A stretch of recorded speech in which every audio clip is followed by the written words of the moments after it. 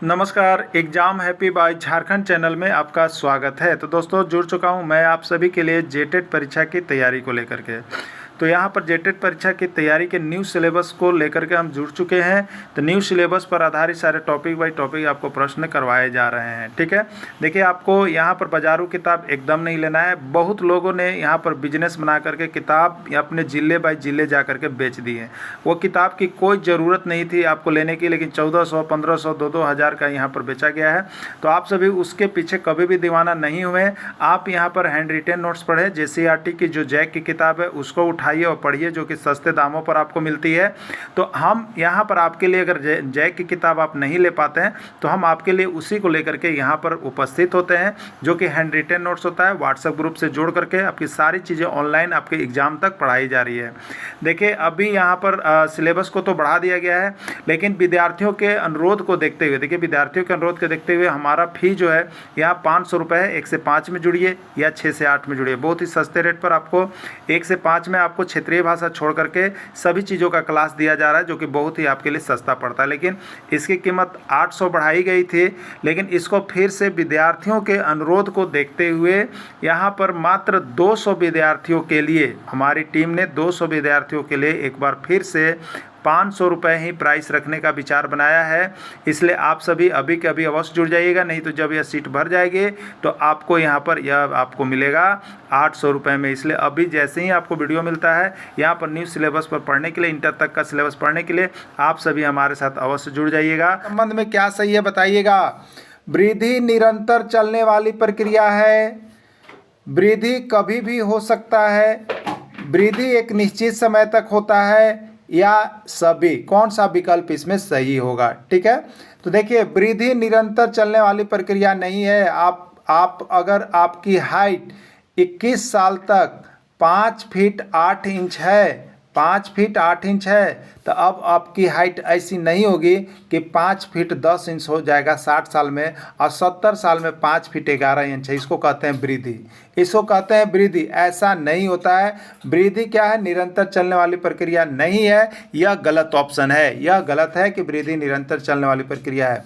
वृद्धि कभी भी हो सकता है, ये भी गलत है। वृद्धि जो है वह ये लगातार होते रहता है। ठीक है, अनवरत होते रहता है, एक निश्चित समय तक होता है। ये नहीं कि अनवरत होने का मतलब है कि वो 50 साल में कुछ और हो जाएगा, उसकी हाइट 60 साल में कुछ हो जाएगा, ऐसा नहीं है।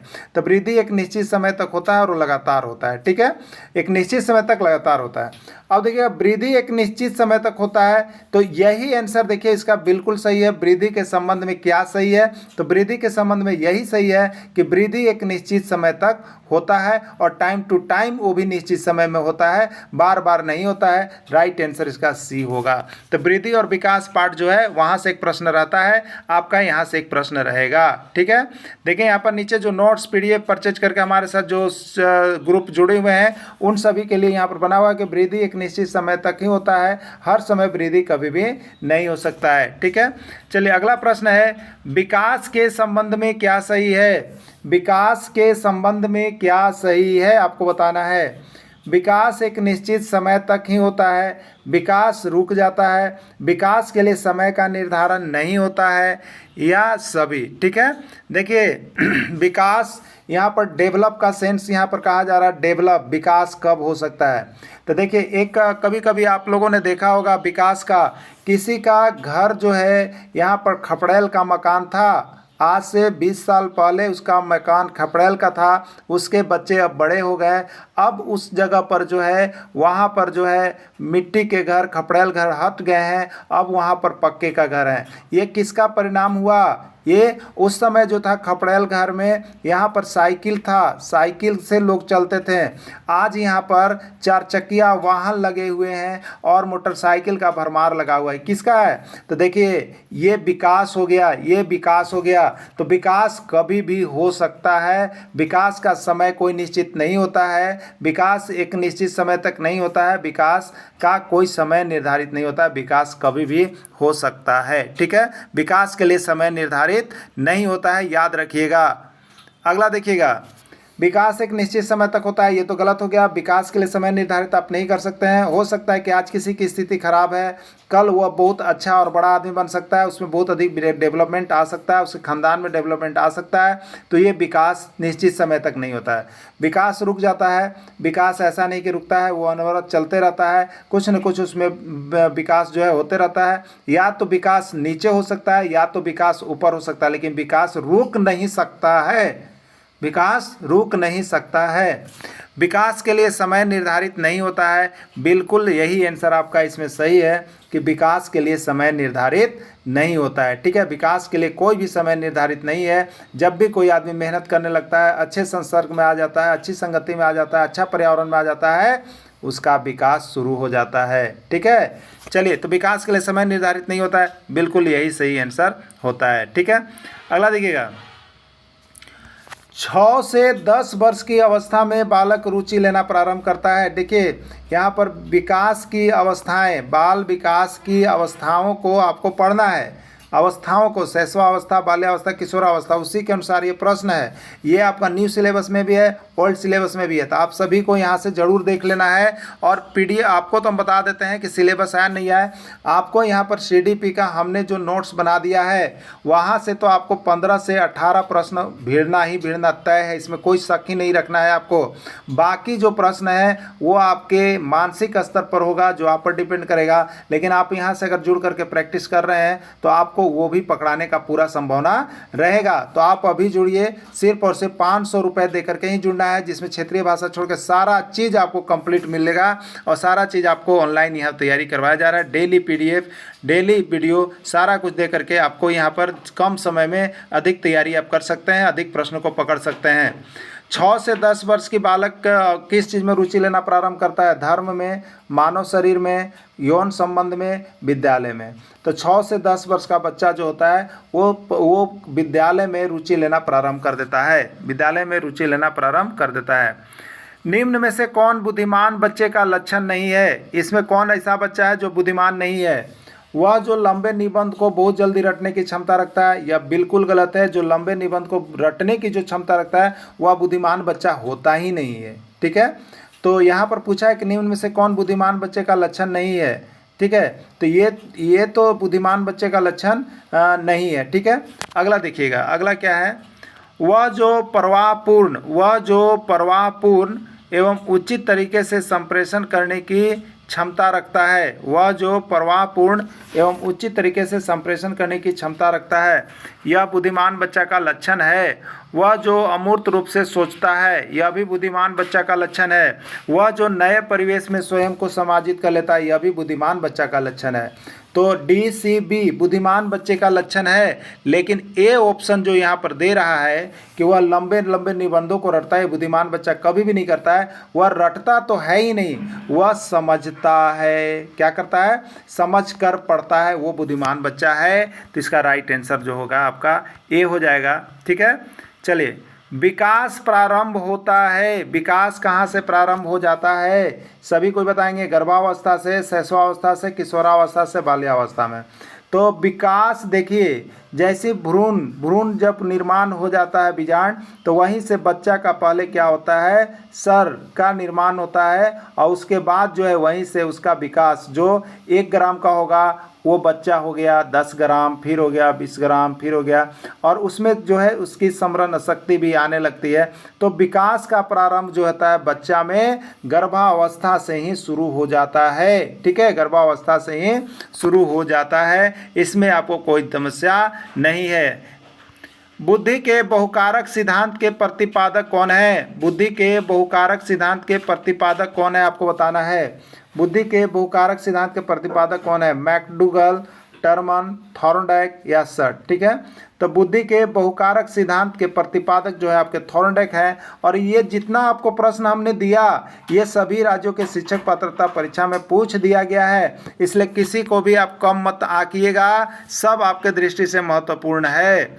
बच्चों की सीखने की प्रक्रिया में माता पिता की भूमिका क्या होनी चाहिए? बच्चों को सिखाने की प्रक्रिया, सीखने की प्रक्रिया में माता पिता का क्या भूमिका होना चाहिए? ठीक है, एक बच्चा अपनी माँ से कहता है कि हमें जो है यहाँ पर चित्र बनाना है, उस माँ को क्या करना चाहिए? तो उस बच्चे को सिखाने के लिए ढेर सारे चित्र, रंग भरनी, सारा चीज ला करके दे देना चाहिए कि लो तुम बनाओ और करो। ठीक है, ये कौन सी भूमिका हुई? तो बढ़ चढ़ के, आगे बढ़ के भाग लेना, अग्रोन्मुखी कहते हैं इसको। क्या कहते हैं? अग्रोन्मुखी, आगे बढ़ चढ़ के भाग लेना चाहिए।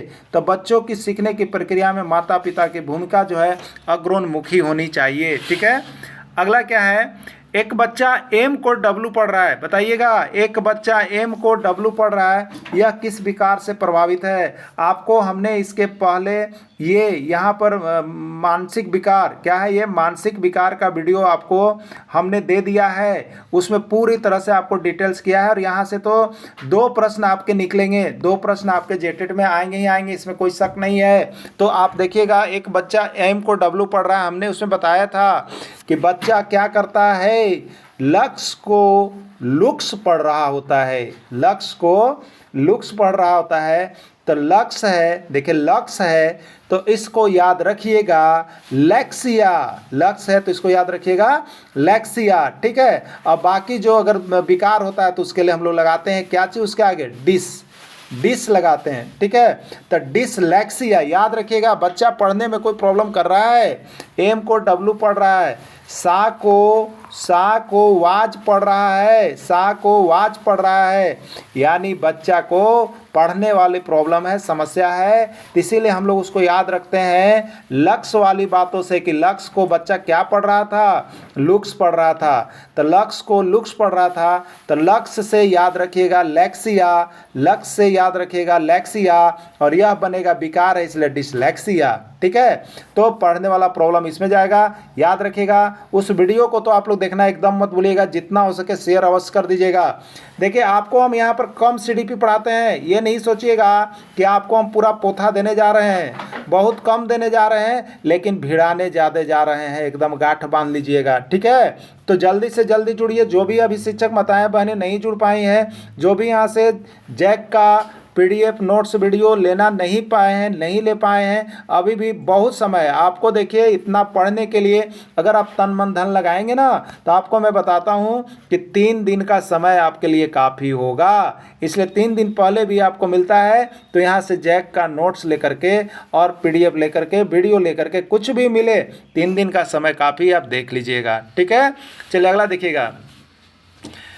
एक बच्चा 2 + 2 = 5 कह रहा है और 2 × 8 = 15 कह रहा है, यह किस विकार से संबंधित है? लीजिए भैया, आ गया, 2 और 2 को 5 कह देता है, 2 × 8 को 15 कह देता है। बताइए यह किस विकार से ग्रसित है?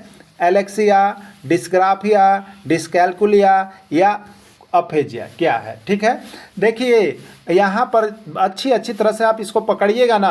2 + 2 = 5। बच्चा ने क्या किया है? बच्चा ने क्या किया है? कैलकुलेशन करने में गलती किया है, कैलकुलेशन करने में गलती किया है। अब 2 × 8 = 16 लिख रहा है, बच्चा ने क्या किया? कैलकुलेशन करने में गलती किया ना। तो देखिए, कैलकुलेशन वाली गलती जो रहेगा ना, तो कैलकुलेशन से याद रखिएगा कैलकुलिया, कैलकुलेटर देखते हैं ना, कैलकुलेशन करते हैं, कैलकुलिया, मैंने कैलकुलेशन से याद रखिएगा कैलकुलिया, और यह विकार है इसलिए इसके पीछे लगाइएगा डिस, तो डिसकैल्कुलिया होगा। कौन सा विकार से बच्चा प्रभावित है? डिसकैल्कुलिया से ग्रसित है वह बच्चा। क्लियर हो गया आप लोगों को? एकदम क्लियर। इसका सब रोग हम आपको इस तरह से बताए हैं ना कि आप उस वीडियो को देख लीजिए, आपको 100% ये जो मानसिक विकार वाला प्रश्न जो 2 गो आएगा, 2 गो नहीं आएगा तो 1 गो तो 100% मोहर मार देते हैं हम आपको। ठीक है, उसको देख लीजिएगा, तो वहाँ से एक प्रश्न आपका छपना है और सभी रोग विकार को उसमें बता दिया गया है। तो इतना देखने के लिए आपको यहाँ पर इसी तरह से सारे सब्जेक्ट का हमने करवाया है, आप अभी के अभी यहाँ पर जुड़ जाइएगा। ठीक है, चलिए देखिएगा नेक्स्ट प्रश्न देख लेते हैं। एक बच्चा गणित से संबंधित प्रश्नों में त्रुटि कर रहा है, यह किस विकार से संबंधित है? गणित में क्या होता है भैया बता दीजिए। कैलकुलेशन आप करते हैं ना, तो कैलकुलेशन से क्या याद कर लीजिएगा? कैलकुलिया याद कर लीजिएगा, कैलकुलिया, और उसमें विकार है इसलिए डिस लगाइएगा, डिसकैलकुलिया हो जाएगा। सभी को क्लियर हो गया? जिसको जिसका क्लियर होगा लाइक बटन दबा दीजिए और अपने दोस्तों को भी शेयर कर दीजिए अभी के अभी तुरंत, जिससे सब कोई यहाँ पर पास कर सके। ठीक है, चलिए अगला प्रश्न देखिएगा। अगला प्रश्न जो है आपका यहाँ पर बुद्धि लब्धि का है। अगला प्रश्न किसका है? बुद्धि लब्धि का है। यहाँ से 2 प्रश्न आपके एग्जाम में छपने जा रहे हैं। यहाँ से 2 प्रश्न एग्जाम में छपने जा रहे हैं। अब बुद्धि लब्धि का विस्तृत पाठ्यक्रम जो है आपको पहले ही तैयारी करवा दिया गया है, दे दिया गया है। हम यहाँ पर पूरे पाठ्यक्रम का मिक्स प्रश्न लेकर के आए हैं, जो आपका अभी न्यू सिलेबस दिया गया है। न्यू सिलेबस में यह दिया गया है आपको। ठीक है, तो 10 न्यू सिलेबस में भी था, ओल्ड सिलेबस में भी था, दोनों में ये दिया गया है। अब देखिएगा 10 वर्ष के बच्चा का, 10 वर्ष का बच्चा है लेकिन उसका दिमाग कितना काम कर रहा है? 7 वर्ष के बच्चा का बराबर है, तो उसकी बुद्धि लब्धि कितनी है आपको बताना है। बच्चा है 10 वर्ष का, यानी वास्तविक आयु जो अभी उसका आयु है, वास्तविक आयु वो कितना साल का है? 10 वर्ष का। लेकिन 10 वर्ष में उसका मानसिक विकास जो हुआ है, उसकी मानसिक आयु कितना है? तो वह 7 वर्ष के बच्चा के समान है। तो उसकी बुद्धि लब्धि कितनी होगी? बुद्धि लब्धि एकदम निकालने के लिए सीख जाइएगा। मेरा वो वीडियो आप जरूर देख लीजिएगा, और जो नहीं देख पाए अभी कॉल कीजिए। सिर्फ और सिर्फ 500 रुपये में यहाँ से तैयारी के लिए जुड़ जाइए। 1 से 5 की शिक्षक की भी तैयारी 500 रुपये में, 6 से 8 शिक्षक की तैयारी 500 रुपये, दोनों के लिए आपको 900 रुपये लग रहे हैं। ठीक है, तो अभी जुड़िएगा। चलिए देखते हैं, इसमें भी आपको हम बताते हैं। ठीक है, बुद्धि लब्धि का देखिए सूत्र होता है IQ, इंटेलिजेंस कोसेंट जो होता है, बुद्धि लब्धि बराबर होता है MA/CA × 100। ठीक है, यानी मेंटल एज क्या होता है? मेंटल एज, मेंटल एज यानी मानसिक आयु। क्या हो गया? मानसिक आयु, और बट्टा में हो जाएगा वास्तविक आयु, क्रॉनिकल एज, CA माने क्रॉनिकल एज, और इंटू हो गया 100। ठीक है, तो यहाँ पर आप अभी देखें, इसमें बच्चा 10 वर्ष का बच्चा का मानसिक आयु, 10 वर्ष का बच्चा है, यानी वास्तविक आयु कितना है? 10 वर्ष, और मानसिक आयु कितना है? 7 वर्ष। बुद्धि लब्धि का सूत्र क्या हुआ? मानसिक आयु, तो मानसिक आयु 7 वर्ष, वास्तविक आयु, वास्तव में बच्चा 10 साल का है, और इंटू में करेंगे 100। 10 दहम कितना हो गया? 100। 7 दहम कितना हो गया? 70। बुद्धि लब्धि कितना है बच्चा का? 70 है। समझ में आया कि नहीं आया? वीडियो को शेयर कीजिए, लाइक कीजिए, और पूरा बटन दबाइए जल्दी जल्दी। ठीक है, चलिए सब कंप्लीट इतना में हो जाएगा। यहाँ पर देखिए जो जुड़े हुए हैं उनके लिए ये नोट्स बनाया मिलता है, सब कुछ देखिए बना हुआ है, आप यहाँ से लिख लीजिएगा। ठीक है, चलिए अगला देखिएगा, अगला देखिएगा। ठीक है, 10 वर्ष के बच्चा का मानसिक आयु 10 वर्ष है। 10 वर्ष के बच्चा का मानसिक आयु 10 वर्ष का है। वह किस प्रकार का बच्चा है? प्रतिभाशाली, सामान्य, प्रखर या तीव्र। ठीक है, तो 10 वर्ष के बच्चा का मानसिक आयु 10 वर्ष का ही है, तो वह बच्चा किस वर्ष का है आपको बताना है। क्लियर हो जाएगा ना? तो देखिए आपको क्या बताए थे? मानसिक आयु क्या बताए थे? बोल दीजिएगा। मानसिक आयु बट्टा क्या बताए थे? वास्तविक आयु, और क्या बोले हैं बताइए जल्दी जल्दी? 100। मानसिक आयु कितना है बताइए? 10 वर्ष का बच्चा है, बच्चा 10 वर्ष का है, तो जो ये रियल एज बताया ना, तो ये वास्तविक आयु हो गया। मानसिक आयु देखिए 10 वर्ष का भी है, मानसिक आयु यहाँ 10 वर्ष का अलग कर लीजिए। ठीक है, तो मानसिक आयु 10 वर्ष है, यहाँ पर रखेंगे हम मानसिक आयु उसका 10 वर्ष, वास्तविक आयु 10 वर्ष, और इंटू करेंगे 100। 10 से 10 तो कट गया, बच्चा 100, यानी बच्चा का बुद्धि लब्धि 100 है। 100 है मतलब वह क्या है? तो वह सामान्य है। वह क्या है? सामान्य बच्चा है, सामान्य बच्चा है। ठीक है, चलिए देखिए ये इसका डायग्राम भी आपको हम दे दिए, कौन प्रतिभाशाली है कौन है। बस आपको देखिए वीडियो देखकर जुड़ने की आवश्यकता है। आपको इस प्रकार जेटेट में मार्क्स उठेगा कि आप कभी कल्पना भी नहीं किए होंगे भाई जी। भाइयों बहनों, आपको जिस तरह से करना है, आपको तैयारी सभी सब्जेक्ट का यहाँ पर होगा, बहुत कम समय में, कम प्रश्न में ज़्यादा भिड़ेगा। जैक का ये नोटिस, जैक का ये किताब से सारा कुछ मिल रहा है आपको। ठीक है, अभी जुड़िएगा। चलिए अगला देखिएगा। गिरोह या गैंग वाली अवस्था कही जाती है। गिरोह या गैंग वाली अवस्था कही जाती है बाल्यावस्था, शैशवावस्था, किशोरावस्था या कोई नहीं। ठीक है, तो गिरोह या गैंग वाली अवस्था बच्चा जो है वो बाल्यावस्था में बनाता है, कुछ कुछ बाल्यावस्था में होता है, और किशोरावस्था तो तनाव की अवस्था है, इसमें ज़्यादा नहीं हो पाता है। ठीक है, बहुत लोग कहिए किशोरावस्था, लेकिन ज़्यादा करके बच्चा गैंग में है जो बाल्यावस्था में होता है। ठीक है, वो कब? तो 6 से 12 वर्ष जो होता है उस अवस्था में ज़्यादा बच्चा लोग गिरोह बना के घूमता फिरता है, खेलता कूदता है। ठीक है, उसके बाद वाली अवस्था में थोड़ा कम हो जाते हैं ना। अगला देखिएगा। नैतिकता का अभाव किस अवस्था में होता है? बताइए, नैतिकता का अभाव किस अवस्था में होता है? प्रश्न आया हुआ था। शैशवावस्था, बाल्यावस्था, किशोरावस्था, प्रौढ़ावस्था। ये हमें बताइए, शैशवावस्था में बच्चा क्या होता है? बताइए, शैशवावस्था में ये कल्पना जगत में विचरण करता है भाई। ये तो कल्पना जगत में विचरण कर रहा होता है, कुछ जानता ही नहीं है कि दुनिया में क्या हो रहा है, नहीं हो रहा है, किसका क्या है, कौन क्या है, नहीं है, कुछ जानता ही नहीं है। तो ये इसमें नैतिकता का अभाव होगा कहाँ से? वो अगर कुछ भी कर रहा है तो वो अपनी सूझबूझ खो करके कर रहा है ना, तो इसमें नैतिकता होता ही नहीं है शैशवावस्था में। यानी शैशवावस्था में ही तो नैतिकता का अभाव होता है, उसको कुछ पता ही नहीं है। तो शैशवावस्था में नैतिकता का अभाव होता है। क्लियर ना? क्लियर हो गए आप सभी? चलिए, अवस्था किस उम्र तक को माना जाता है?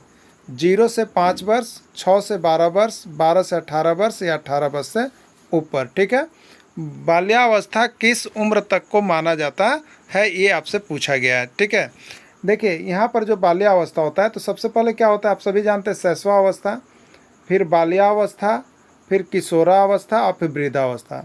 तो शैशवावस्था जो माना जाता है वो हम लोग लेकर के चलते हैं 0 से 6 या कहीं कहीं मिलेगा 1 से 6। ठीक है, फिर अगला बार जो हम लेके चलते हैं बाल्यावस्था तो होता है 6 से 12, फिर किशोरावस्था तो 12 से 18, यानी 6 का टेबल समझिए, याद रखना है। 6 6 दूनी 12, 6 18 और 18 से ऊपर। ठीक है, तो 6 तक का शैशवावस्था, 12 तक 6 से 12 बाल्यावस्था, 12 से 18 किशोरावस्था और ऊपर वाले को हम लोग यहाँ पर कहेंगे वृद्धावस्था। ठीक है, तो प्रश्न था बाल्यावस्था किस उम्र तक को माना जाता है? तो यहाँ पर राइट आंसर कितना आ रहा है? बी आ रहा है। बी आपका राइट आंसर हो जाएगा। बिहार टेट और सीजी टेट दोनों का ही प्रश्न है। ठीक है, चलिए अगला देखिएगा। बच्चा के बौद्धिक विकास की कितनी अवस्थाएं हैं? देखिए, बौद्धिक विकास से एक प्रश्न रहता है, बच्चा के बौद्धिक विकास की कितनी अवस्था में बांटा गया है? ठीक है, ये यूपी टेट का प्रश्न है आपका और सीजी टेट का भी है। देखिए, 2, 3, 4 या 6 बच्चा के बौद्धिक विकास की कितनी अवस्था है? ठीक है, तो बच्चा के बौद्धिक विकास की कितनी अवस्थाएं हैं? 4 अवस्थाएं हैं। कितनी अवस्थाएं? 4 अवस्थाएं हैं। 4 किस में दिया गया है? सी में दिया गया है। सी इसका राइट ऑप्शन है। अब बोलिए वो 4 अवस्थाएं कौन कौन है? आप लोग सभी को याद है, जल्दी जल्दी कमेंट कीजिए। तो वो पहला अवस्था है शैशवावस्था। ठीक है, शैशवावस्था। दूसरा क्या हो जाता है? बाल्यावस्था। तीसरा क्या हो जाता है? किशोरावस्था। और चौथा क्या हो जाता है? वृद्धावस्था। ठीक है, तो बच्चा के बौद्धिक विकास की 4 अवस्थाएं हैं। याद हो गया ना? चलिए ठीक है, नेक्स्ट देखिएगा। विद्यालय में बच्चा किसके साथ रहना पसंद करता है? बताइए, प्रश्न आया है यूपी में और एमपी में। विद्यालय में बच्चा किसके साथ रहना पसंद करता है? शिक्षक के साथ, प्रधानाध्यापक के साथ, समवयस्क समूह के साथ? कोई नहीं। तो बच्चा समवयस्क समूह के साथ ही रहेगा, अपने बराबरी उम्र वाले के साथ वो रहता है। न तो वह शिक्षक के साथ रहना पसंद करेगा, न तो वह प्रधानाध्यापक के साथ रहना पसंद करेगा। पसंद किसके साथ करेगा? तो समवयस्क समूह, यानी अपने बराबरी स्तर के बच्चों के साथ रहना पसंद करेगा। ठीक है, चलिए देखिए अगला। शिक्षा मनोविज्ञान आवश्यक है। शिक्षा मनोविज्ञान आवश्यक है। ठीक है, प्रश्न आया है, बिहार टेट का प्रश्न है। शिक्षा मनोविज्ञान आवश्यक है शिक्षक के लिए, अभिभावक के लिए, प्रधानाध्यापक के लिए या सभी के लिए? ठीक है, तो देखिए शिक्षा मनोविज्ञान जो है सबसे अधिक तो ऐसे मान लीजिए शिक्षक के लिए है, लेकिन यहाँ जो ऑप्शन दिया गया है उसके आधार पर शिक्षक को भी हो तो बहुत अच्छा है, प्रधानाध्यापक को भी हो तो अच्छा है, और अभिभावक को भी ज्ञान हो तो अच्छा है। यानी इसका आंसर अगर कोई कहे तो इसका राइट आंसर यहाँ पर डी होगा, सभी के लिए आवश्यक है। ठीक है, चलिए नेक्स्ट देखिएगा। एक अध्यापक के द्वारा उस स्थिति में ही शिक्षण कार्य प्रभावी ढंग से किया जा सकता है जब उससे ज्ञान होगा। प्रश्न यूपी टेट में पूछा और एमपी टेट में। क्या कह रहा है, ध्यान से सुनिएंगे। एक अध्यापक के द्वारा उस स्थिति में ही शिक्षण कार्य प्रभावी ढंग से किया जा सकता है जब उसे ज्ञान होगा। मतलब एक शिक्षक को किस चीज़ का ज्ञान होगा? जब वो अपना शिक्षण कार्य जो है बहुत ही अच्छा ढंग से कर सकता है। मनोविज्ञान के प्रयोगात्मक स्वरूप का, नैतिक शिक्षा का, प्रयोगात्मक सिद्धांत का, या कोई नहीं। ठीक है, तो एक शिक्षक तब भी प्रभावी ढंग से अपने विद्यालय में काम अच्छा से कर सकता है जब उसे शिक्षा मनोविज्ञान के प्रयोगात्मक स्वरूप का ज्ञान हो। किसका ज्ञान होना चाहिए? शिक्षा मनोविज्ञान के प्रयोगात्मक स्वरूप का ज्ञान हो, ठीक है, तो वह शिक्षक जो है अच्छा कार्य कर सकता है। तो यहाँ पर राइट आंसर ए हो जाएगा आपका। चलिए अगला देखिएगा, यहाँ पर वर्तमान समय में शिक्षा मनोविज्ञान की आवश्यकता है। वर्तमान समय में शिक्षा मनोविज्ञान की क्यों आवश्यकता है, ये पूछा गया था आपका सीजी टेट में। कहाँ पूछा गया था? सीजी टेट, छत्तीसगढ़ टेट में। तो वर्तमान समय में शिक्षा मनोविज्ञान की आवश्यकता किस लिए है? सर्वांगीण विकास के लिए, नैतिक विकास के लिए, परंपराओं के लिए, या कोई नहीं, ठीक है। तो शिक्षा मनोविज्ञान जो आवश्यक है वो देखिए सर्वांगीण विकास, आजकल चाहिए सर्वांगीण विकास, यानी सभी क्षेत्रों में विकास उसको मिले। तो इसीलिए शिक्षा मनोविज्ञान पढ़ने से बच्चों के सर्वांगीण विकास को शिक्षक देख पाते हैं। तो सर्वांगीण विकास इसका आंसर होगा। कक्षा में छात्रों को उनकी विभिन्नता के आधार पर, कक्षा में छात्रों को उनकी विभिन्नता के आधार पर पहचानने के लिए एक शिक्षक को किसका ज्ञान होना चाहिए? कक्षा में छात्रों को उनकी विभिन्नता के आधार पर पहचानने के लिए शिक्षक को किसका ज्ञान होना चाहिए? शिक्षण विधि का, शिक्षण अधिगम का, विद्यार्थियों के व्यवहार का, या शिक्षा मनोविज्ञान का? किसका ज्ञान होना चाहिए? ठीक है, तो देखिए यहाँ पर ज्ञान होना चाहिए किसका? शिक्षक को शिक्षा मनोविज्ञान के यदि ज्ञान है तो वह सब कुछ कर सकता है, ठीक है। चलिए नेक्स्ट देखिएगा, समय सारणी में याद रखिए, समय सारणी में गणित, विज्ञान या कठिन विषय के कालांश पहले क्यों रखे जाते हैं? जैसे आप जब विद्यालय जाते हैं तो आप सबसे पहले क्या पढ़ाना पसंद करते हैं क्लास में? तो वो देखिए चलता है गणित, ठीक है, या चलता है विज्ञान। इसका कारण क्या है? तो ये मनोविज्ञान सेट है कि पहले यदि पढ़ाया जाए, गणित विज्ञान कठिन विषय है तो ये पहले पढ़ाया जाएगा तो बच्चे उस समय क्या होते हैं? तो बच्चे उस समय एकदम तरोताज़ा होकर के विद्यालय आते हैं, और उस समय यदि इसका ज्ञान दे दिया जाए तो बच्चा सीखने को एकदम उस समय तत्पर हो रहते हैं, और फिर धीरे धीरे समय जैसे बढ़ता है तो बच्चा को पढ़ने का मन नहीं करता है, ठीक है। तो ये समय सारणी में गणित, विज्ञान या कठिन विज्ञान क्लास पढ़ाते समय क्यों रखा जाता है? तो इसका रखने का कारण जो है वो मनोविज्ञान का सिद्धांत है। मनोविज्ञान के सिद्धांत के आधार पर ही जब भी क्लास होता है तो सबसे पहले गणित और विज्ञान को पढ़ा दिया जाता है बच्चों को, क्योंकि उस समय वे क्या रहते हैं? तो उस समय वह तरोताज़गी महसूस करते रहते हैं, ठीक है। चलिए अगला देखिएगा, छात्रों की योग्यता एवं रुचि के आधार पर पाठ्यक्रम निर्माण में योगदान होता है। शिक्षा मनोविज्ञान का, निर्देशन का, परामर्श का, या कोई नहीं, ठीक है।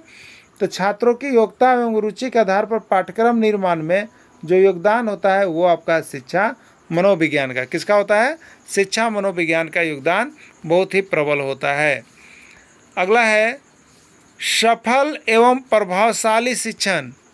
सफल एवं प्रभावशाली शिक्षण अधिगम प्रक्रिया के लिए आवश्यक है। क्या आवश्यक है? शिक्षण के लिए शिक्षा मनोविज्ञान के सिद्धांत का उपयोग के लिए, श्यामपट्ट का प्रयोग के लिए। तो सफल एवं प्रभावशाली शिक्षण अधिगम प्रक्रिया के लिए शिक्षा मनोविज्ञान के सिद्धांत का उपयोग करना अनिवार्य है, ठीक है, तभी आप सफल हो पाइएगा। बुद्धि परीक्षण विषय है। बुद्धि परीक्षण किसका विषय है? आपको बताना है कि जो बुद्धि परीक्षण है वो किसका विषय है? शिक्षा मनोविज्ञान का, भौतिक विज्ञान का, रसायन विज्ञान का, या कोई नहीं, ठीक है। तो बुद्धि परीक्षण या बुद्धि लब्धि ये किसके अंतर्गत पड़ता है लोग? तो शिक्षा मनोविज्ञान। किसका पड़ता है? शिक्षा मनोविज्ञान। इसका राइट आंसर हो जाएगा। अगला प्रश्न है, शिक्षा मनोविज्ञान में जिन बालकों के व्यवहार का अध्ययन किया जाता है वो बालक कौन कौन है? शिक्षा मनोविज्ञान में जिन बालकों के व्यवहार का अध्ययन किया जाता है वह कौन है? मंद बुद्धि, समस्यात्मक बुद्धि, पिछड़े हुए, या सभी? तो इसमें शिक्षा मनोविज्ञान में सभी का विकास करना है, ठीक है, सभी का विकास करना है। राइट आंसर सभी हो जाएगा। इसमें वृद्धि के संबंध में क्या सही है? वृद्धि के संबंध में क्या सही है? वृद्धि निरंतर चलने वाली प्रक्रिया है, वृद्धि कभी भी हो सकता है, वृद्धि एक निश्चित समय तक होता है, यह सभी, ठीक है। तो देखिए वृद्धि निरंतर चलने वाली प्रक्रिया है, ये गलत है। एक सीमा तक जाने के बाद एक उम्र तक यह रुक सा जाता है, ठीक है। मतलब किशोरावस्था में लगभग बच्चे लोग का उम्र 17-18 साल, तो इस समय तक क्या होता है, वृद्धि होता है, लेकिन इसके बाद बच्चों में जल्दी वृद्धि नहीं होता है, अब उतने ही पर वह रुक जाता है, ठीक है। तो वृद्धि के संबंध में क्या सभी है, तो वृद्धि जो है निरंतर चलने वाली प्रक्रिया है, गलत है। वृद्धि कभी भी हो सकता है, ये भी गलत है। एक निश्चित समय के बाद वृद्धि नहीं हो सकता है। वृद्धि एक निश्चित समय तक होता है, यह सभी ठीक है। तो इसमें सी ऑप्शन सही है कि वृद्धि क्या होता है, एक निश्चित समय तक चलता है, उसके बाद नहीं होता है, ठीक है। चलिए नेक्स्ट देखिएगा,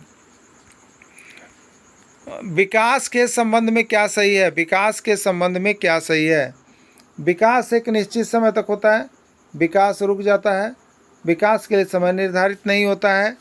अब देखिएगा यह सभी, तो देखिए विकास के संबंध में क्या सभी सही है, तो विकास एक निश्चित समय तक होता है, ठीक है।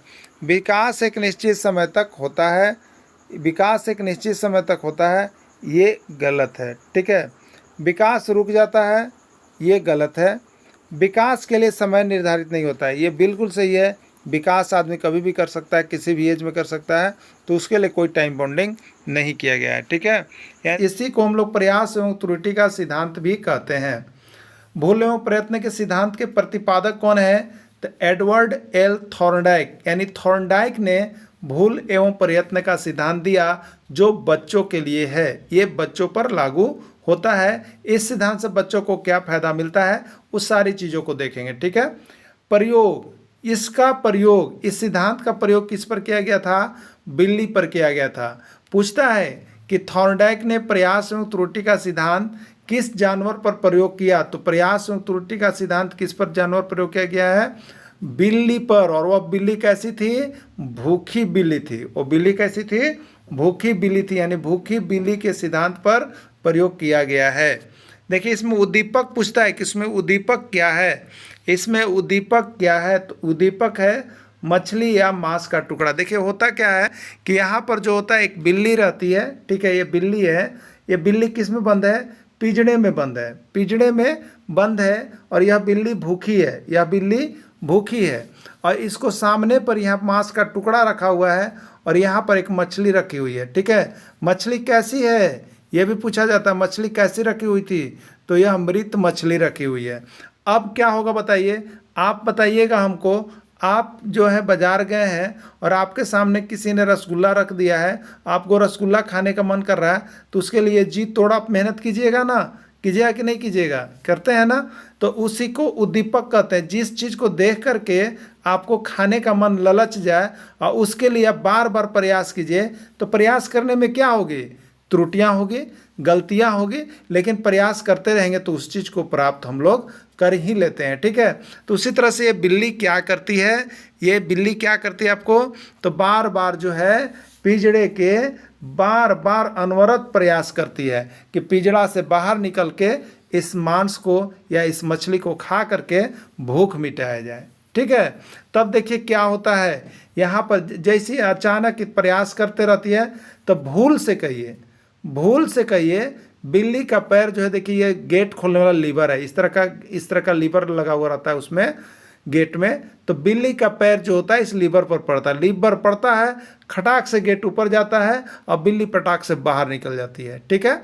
और बाहर निकल के क्या करते हैं, मछली को खाती है, और मांस को खाने के बाद उसका भूख शांत हो जाता है।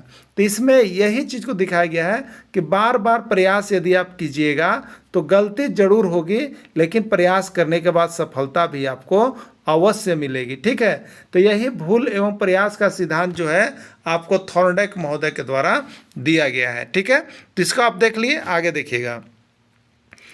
इस सिद्धांत को कब दिया गया, 1913 ईस्वी में दिया गया है। सिद्धांत को कब दिया गया है, 1913 ईस्वी में दिया गया है। और ये वैज्ञानिक कहाँ के थे, अमेरिका के वैज्ञानिक थे। कहाँ के वैज्ञानिक थे, अमेरिका के वैज्ञानिक थे। प्रश्न पूछा गया है। अब देखिए नीचे, इस थ्योरी को अन्य भी नाम से जाना जाता है। इस थ्योरी को, भूल एवं प्रयत्न सिद्धांत के थ्योरी को अन्य नाम से भी जाना जाता है, ठीक है। तो इसका उपनाम क्या है, अन्य नाम क्या है, इसको देख लीजिए। इसी को कहते हैं एसआर थ्योरी। क्या कहते हैं, एसआर थ्योरी। एस का मतलब है स्टिमुलस और आर का मतलब है रिस्पॉन्स, यानी स्टिमुलस मतलब हो गया, स्टिमुलस मतलब उद्दीपन और रिस्पॉन्स माने अनुक्रिया। ठीक है, तो उद्दीपन को देख करके जो अनुक्रिया होती है उसी को हम लोग एसआर थ्योरी कहते हैं। ठीक है, यानी अगर यहाँ पर कोई बच्चा है, उसके सामने समोसा रख दिया जाए और बोला जाए कि पिंजरा में बंद कर दिया जाए रूम में, और समोसा लाए हो, तो बच्चा क्या करेगा? खिड़की को, गेट को, घर को किसी भी तरह से तोड़ करके वो समोसा के पास चला जाएगा। ठीक है, किसी भी तरह से करके आपसे वहाँ समोसा पास चला जाएगा। तो ये क्या है? समोसा उद्दीपक है, और ये जो बच्चा के द्वारा क्रिया किया जा रहा है बार बार कि कैसे हम पहुँचे, ये अनुक्रिया है। ये क्या है? अनुक्रिया होता है, जो क्रिया हम लोग करते हैं। ठीक है, तो उद्दीपक एसआर थ्योरी इसी को कहते हैं। इसी का एसआर थ्योरी का हिंदी में एस का स्टिमुल उद्दीपक, आर का मतलब रिस्पॉन्स अनुक्रिया, उसको भी सिद्धांत कहते हैं। इसी को आवृत्ति का सिद्धांत कहते हैं। आवृत्ति सिद्धांत का मतलब बार बार गलती करने के बाद, प्रयत्न करने के बाद सफलता लेना जो होता है, आवृत्ति का सिद्धांत होता है। ठीक है, देखिए क्या किया जाता है इसमें। बिल्ली को क्या किया जा रहा था? देखिए ये सिद्धांत, तो बिल्ली को क्या किया गया? तो बंद कर दिया गया पिंजरा में बंद कर दिया गया। अब उसको बाहर ललचाने के लिए उसका भोजन रख दिया गया। अब बिल्ली क्या करेगी? भूखी है, वो भोजन करने के लिए बार बार प्रयास कर रही है, पिंजरा के इर्द गिर्द चलते रहती है, घूमते रहती है, लेकिन वो हार नहीं मानती, प्रयास करती कि हम पिंजरा से निकल जाए। पिंजरा को काटती है, पिंजरा लोहा का है, कट नहीं पाता है, लेकिन उसमें गेट बना हुआ था। बिल्ली प्रयास करती रही, तो उसमें क्या हुआ कि अचानक उसके पैर से जो गेट खोलने के लिए लीवर बना हुआ था, गेट खोलने के लिए लीवर बना हुआ था, वो दबता है। देखिए ये लीवर है, ये दबता है, और ये गेट ऊपर की ओर जा करके खुल जाता है। ठीक है, तो इससे क्या कहते हैं? प्रयास करना, प्रयत्न, और भूल से ये गेट खुली है। इसी तरह से बार बार बिल्ली के साथ ऐसा प्रयोग किया गया, और बिल्ली उसी तरह से करती है, तो इसी को प्रयास, प्रयत्न एवं भूल का सिद्धांत हम लोग कहते हैं। ठीक है, देखिए संबंधवाद का सिद्धांत, इसमें संबंध भी है। कैसे संबंध है बताइए? संबंध है उद्दीपन और अनुक्रिया का। अगर यहाँ पर आपका जो इच्छा वाला चीज़ है वो रख दिया जाए, तो आप उसको पाने के लिए विभिन्न तरह के रिस्पॉन्स लेते हैं। इसीलिए ये समायोजन का, संबंधवाद का भी सिद्धांत है। और प्रयत्न एवं भूल का सिद्धांत इसको कहते ही है कि बार बार यहाँ पर क्या करें? ट्राई करने के बाद भूलवश वो चीज़ भी आपको प्राप्त हो जाता है। ठीक है, इस सिद्धांत का क्या गुण है? इस सिद्धांत से क्या गुण आपको मिलता है? ठीक है, इसी सिद्धांत के अनुसार बच्चा चलना, बोलना, भोजन करना सीख जाता है। ठीक है, देखते हैं शुरू बार बच्चा क्या होता है, जब खड़ा होता है तो बार बार गिरता है, लेकिन बार बार गिर करके फिर से उठता है और चलता है। इस तरह से बच्चा बार बार प्रयत्न करने के बाद क्या होता है? तो चलना सीख जाता है, बोलना भी उसी तरह से सीखता है, और भोजन करना भी सीखता है। ठीक है, तो ये प्रयत्न एवं भूल सिद्धांत के अनुसार होता है। अगला होता है, देखिए इस सिद्धांत के अनुसार आशावादी प्रवृत्ति जागृत होती है। कहने का मतलब कि यदि आपने किसी काम को प्रयत्न किया और भूल से भी आपको सफलता मिल गई, तो आपको क्या होगा? आशा जगेगा कि अगर प्रयास बार बार किया जाता है तो कभी न कभी भूल से भी सफलता अवश्य मिलती है। ठीक है, इस विधि के द्वारा मंदबुद्धि बालक अधिक सीख सकते हैं। ठीक है, मंदबुद्धि बालक, जिनकी बुद्धि कम होती है, वो अगर बार बार प्रयास करते रहें तो उनको इस विधि से सफलता सीखने में अवश्य मिलती है। इसमें क्या होता है? धैर्य एवं परिश्रम का गुण भी इसमें आता है। धैर्य एवं परिश्रम का गुण भी होता है, क्योंकि देखिए आप प्रयत्न कर रहे हैं, बताइए कितना बड़ा चीज़ है, आप बार बार ट्राई कर रहे हैं, यानी आपके पास क्या है?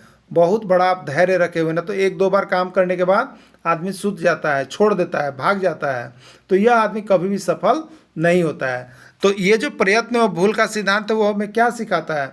धैर्य और परिश्रम का गुण सिखाता है। आपको प्रयत्न एवं भूल सिद्धांत के लिए धैर्य भी होना चाहिए और परिश्रम भी करना पड़ता है, तब जा करके होता है। ठीक है, यह गणित एवं विज्ञान के लिए उपयोगी है। अगर किसी बच्चा को गणित बार बार सिखाया जाता है लेकिन वह बार बार गलती करता है, तो वह क्या कर रहा है? प्रयत्न कर रहा है। गलती हो रहा है मतलब वह प्रयत्न कर रहा है, और प्रयत्न कर रहा है तो वह सीखेगा भी। ठीक है, तो ये गणित और विज्ञान के विद्यार्थियों के लिए भी प्रयत्न एवं भूल का सिद्धांत उपयोगी है। देखिए कक्षा में उपयोगिता क्या है? बच्चों से बार बार प्रयास करवाना चाहिए। प्रश्न यही आता है, बच्चों से बार बार प्रयास करवाना चाहिए किस सिद्धांत पर संबंधित है। तो यह बार बार प्रयास मतलब प्रयत्न एवं भूल का सिद्धांत है। ठीक है। बच्चों को त्रुटि संभव हो जाती है, बच्चों की त्रुटि इसमें संभव हो जाती है, मतलब बच्चा बार बार प्रयत्न करेगा तो उसमें क्या है, त्रुटि की संभावना है, लेकिन सीखने की भी संभावना पूरी गारंटी होती है। तो इसमें बच्चा की त्रुटि संभव हो जाती है। कौन सा सिद्धांत है, तो प्रयास एवं त्रुटि का सिद्धांत है, प्रयास एवं भूल का सिद्धांत है। अगला है शुद्ध उच्चारण बालक किसी सिद्धांत से सीख पाता है। बालक शुरू बार क्या करता है, बहुत ही अशुद्ध बोलता है, लेकिन वह बार बार बोलने का प्रयास करता है, प्रयत्न करता है, तो वह क्या होता है, सीख जाता है। क्या होता है, वह सीख जाता है। ठीक है। चलिए अगला देखिएगा। अब हम लोग इसके वस्तुनिष्ठ प्रश्न को देख लीजिए जो आपके एग्जाम में आने का संभावना है। थॉर्नडाइक किस देश के मनोवैज्ञानिक है, बताइएगा। सब कुछ अभी आपको बता दिए हैं, अब आपकी पारी है टेस्ट में कितना आप कर पा रहे हैं। थॉर्नडाइक किस देश के मनोवैज्ञानिक हैं, रूस, स्वीडन, जर्मनी या अमेरिका। ठीक है। तो थॉर्नडाइक किस देश के मनोवैज्ञानिक हैं, ये अमेरिका के मनोवैज्ञानिक है। ठीक है, याद रखिएगा, अमेरिका के मनोवैज्ञानिक है थॉर्नडाइक। अगला प्रश्न है थॉर्नडाइक ने अपने प्रयोग में किस जानवर का प्रयोग किया। थॉर्नडाइक ने अपने प्रयोग में किस जानवर का प्रयोग किया। देखिए, इसको पकड़ने का एक तरीका आपको हम बता दे रहे हैं कि कैसे किस जानवर पर प्रयोग किया गया है। ठीक है। यहाँ पर बिल्ली, चूहा, कुत्ता, सब पर अलग अलग यहाँ पर वैज्ञानिक आएंगे, लेकिन थॉर्नडाइक अगर पूछेगा किस पर प्रयोग किए तो देखिए इसका याद करने का एक छोटा सा मकसद आपको बताते हैं। थॉर्नडाइक लिखते हैं अपना, थॉर्नडाइक लिखेंगे ना, थॉर्नडाइक, लास्ट यहाँ पर अक्षर क्या आ रहा है, क आ रहा है ना, तो क से क्या लिखिएगा, कैट लिखिएगा, और कैट का मतलब क्या हो जाएगा, बिल्ली। यानी थॉर्नडाइक ने जो प्रयोग किया उस जानवर का नाम क्या था, बिल्ली। ये भी पूछा जाता है बिल्ली कैसी थी, तो बिल्ली नहीं, उसको बताइएगा भूखी बिल्ली। क्या बताइएगा, भूखी बिल्ली। ठीक है। तो थॉर्नडाइक ने अपने प्रयोग में किस जानवर का प्रयोग किया, भूखी बिल्ली का प्रयोग किया है। अगला है थॉर्नडाइक ने बुद्धि का कौन सा सिद्धांत दिया है। बुद्धि का, ये देखिए हमने पहले भी आपको जो पीडीएफ दिया है उसमें बताया हुआ है बुद्धि का कौन सा सिद्धांत दिया है। समूह का सिद्धांत, त्रिकारक सिद्धांत, विकासमात्मक सिद्धांत, बहुकारक सिद्धांत। तो थॉर्नडाइक ने बुद्धि के बहुकारक सिद्धांत के बारे में बताया है कि बहुत तरीकों से बुद्धि को प्राप्त किया जा सकता है, बहुत तरीकों से बुद्धि लगाया जा सकता है, इसलिए बहुत आ गया तो बहुकारक सिद्धांत है। ठीक है, बहुकारक सिद्धांत है। अगला देखिएगा, निम्न में से कौन सा सिद्धांत थॉर्नडाइक का है। इसमें से कौन सा सिद्धांत थॉर्नडाइक का है। गेस्टेलवाद का सिद्धांत, देखिए ये पढ़ना नहीं इसलिए देखा नहीं जाएगा। क्लासिकल थ्योरी, ये भी आपका नहीं है। मनोविश्लेषणवाद, ये भी आपको नहीं पढ़ना है। तो आपको यहाँ पर थॉर्नडाइक ने क्या दिया था, प्रयत्न तथा भूल का सिद्धांत दिया था। क्या दिया था, प्रयत्न एवं भूल का सिद्धांत थॉर्नडाइक के द्वारा दिया गया। क्लियर है, राइट आंसर इसका डी होगा। किस मनोवैज्ञानिक को पशु मनोवैज्ञानिक का पितामह कहा जाता है। किस मनोवैज्ञानिक को पशु मनोवैज्ञानिक का पितामह कहा जाता है। देखिए आपको यहाँ पर हम क्या करते हैं, ओल्ड या न्यू जो भी सिलेबस होते हैं, डेली आपको हम यहाँ पर हैंड रिटन नोट्स आपके लिए छाट के ला रहे हैं, जो कि यूपी में, एमपी में, सीजी में जहाँ जहाँ से पूछा गया वहाँ से निकाल रहे हैं। तो आपके लिए यह सबसे बेस्ट होगा कि आप यहाँ से जुड़ करके और इम्पोर्टेंट सारे प्रश्नों को एक बार देख लेते हैं, तो आपका रिजल्ट बहुत ही अच्छा होता है। ठीक है, तो आप सभी अभी कभी यहाँ पर देखने के लिए सिर्फ और सिर्फ 500 रुपये में यहाँ पर आप जुड़ सकते हैं और सारा नोट्स पीडीएफ तैयारी कर सकते हैं। नोट्स भी, क्लास भी, साथ में बात करने की सुविधा भी, सब कुछ व्हाट्सएप से जोड़ करके आपको करवाया जा रहा है। इसलिए आप हमारे ग्रुप में जरूर जुड़िए और अच्छे मार्क्स अवश्य लाइए। ठीक है, तो पशु वैज्ञानिक का पितामह किसको कहा जाता है, थॉर्नडाइक साहब को ही कहा जाता है। सीखने का नियम किसने दिया, सीखने का नियम किसने दिया। तो यहाँ पर जो सीखने का नियम है वो बार बार प्रयत्न करता है आदमी, तो भूलवश वो क्या होता है, काम हो भी जाता है। ठीक है, तो सीखने का नियम किसने दिया, स्किनर ने, फ्राइड ने, थॉर्नडाइक ने, एडलर ने। सीखने का नियम किसने दिया, थॉर्नडाइक ने दिया। थॉर्नडाइक ने यहाँ पर सीखने का नियम दिया है। अगला प्रश्न है, उद्दीपक और अनुक्रिया का सिद्धांत किसने दिया। अभी ही तो देखिए आपको हम सब चीज़ बताए थे, एस स्टिमुलस है और आर रिस्पॉन्स है। ठीक है, ये उद्दीपन है। उद्दीपन मतलब जो खाने की वस्तु होती है जिसे देख के लोभ लालच आ रहा है, तो उसको देख करके आपका रिस्पॉन्स अनुक्रिया होगा। क्या होगा? अनुक्रिया होगा कि इसको हम किस तरह से खा जाए, ठीक है, जिससे आपका पेट भरता है। तो उसके लिए आदमी बहुत तरह से प्रयास करता है। प्रयास करने के क्रम में क्या होता है, उससे भूल भी होता है। उससे क्या होता है? भूल भी होता है। लेकिन वो उस चीज़ को क्या कर लेता है? सीख लेता है। उस चीज़ को क्या कर लेता है? बार बार प्रयास करता है, तो भूल से भी, गलती से भी प्रयास करते रहने से वो उसको सीख लेता है। तो उसी को कहते हैं उद्दीपक और अनुक्रिया सिद्धांत। क्या कहते हैं? उद्दीपक और अनुक्रिया सिद्धांत किसने दिया? तो ये आपको क्लियर हो गया। उद्दीपक और अनुक्रिया का सिद्धांत जो है थॉर्नडाइक साहब ने दिए हैं, ठीक है। थॉर्नडाइक साहब ने, और किस पे दिए हैं? तो बिल्ली यानी भूखी बिल्ली के लिए दिए हैं, ठीक है। और ये किस पर लागू होता है? तो ये सभी बच्चों पर भी लागू हो जाता है। पढ़ने वाले सभी बच्चों पर भी लागू होता है कि अगर इस तरह से किया जाए तो बच्चे में अगर भूख जाएगी पढ़ाई की, तो वह पढ़ाई को जरूर समर्पित हो जाएगा, ठीक है। चलिए अगला देखिएगा। एसआर सिद्धांत किसने दिया? देखिए एसआर सिद्धांत अभी हो गया। एस से स्टिमुलस उद्दीपक, आर से रिस्पॉन्स अनुक्रिया, यानी उद्दीपक अनुक्रिया ही यहाँ पर पूछ रहा है कि सिद्धांत किसने दिया? स्किनर ने, हल ने, एडलर ने या थॉर्नडाइक ने? तो किसने दिया? थॉर्नडाइक ने। क्या होता है देखिए, ठीक है। किसी बच्चों के द्वारा, किसी बच्चा के द्वारा कुछ भी नया नया चीज़ का सृजन किया जाना जो अब तक नहीं किया जा रहा है, तो वो आपको सृजनात्मकता के अंतर्गत आता है, ठीक है। किसके अंतर्गत आता है? सृजनात्मकता के अंतर्गत आ जाएगा नया नया चीज़ों का सृजन करना। और वही बालक जो होता है सृजन बालक कहलाता है, क्रिएटिविटी बालक कहलाता है, ठीक है। देखिए यहाँ पर क्या लिखा हुआ है, लिखा हुआ है आपको, देखिए नोट्स पूरे बने हुए हैं। सृजनात्मकता का मतलब कुछ नया कार्य करना, नए विचार लाना, नई वस्तु बनाना, नवीन अनुसंधान करना आदि सृजनात्मकता के अंतर्गत आता है, ठीक है। तो सभी बच्चे सृजनशील नहीं होते हैं, सभी बच्चे सृजनशील नहीं होते, कुछ बच्चे ही सृजनशील होते हैं। न तो ज़्यादा लोग क्या करते हैं? तो नकल करके बनाते हैं। क्या करते हैं?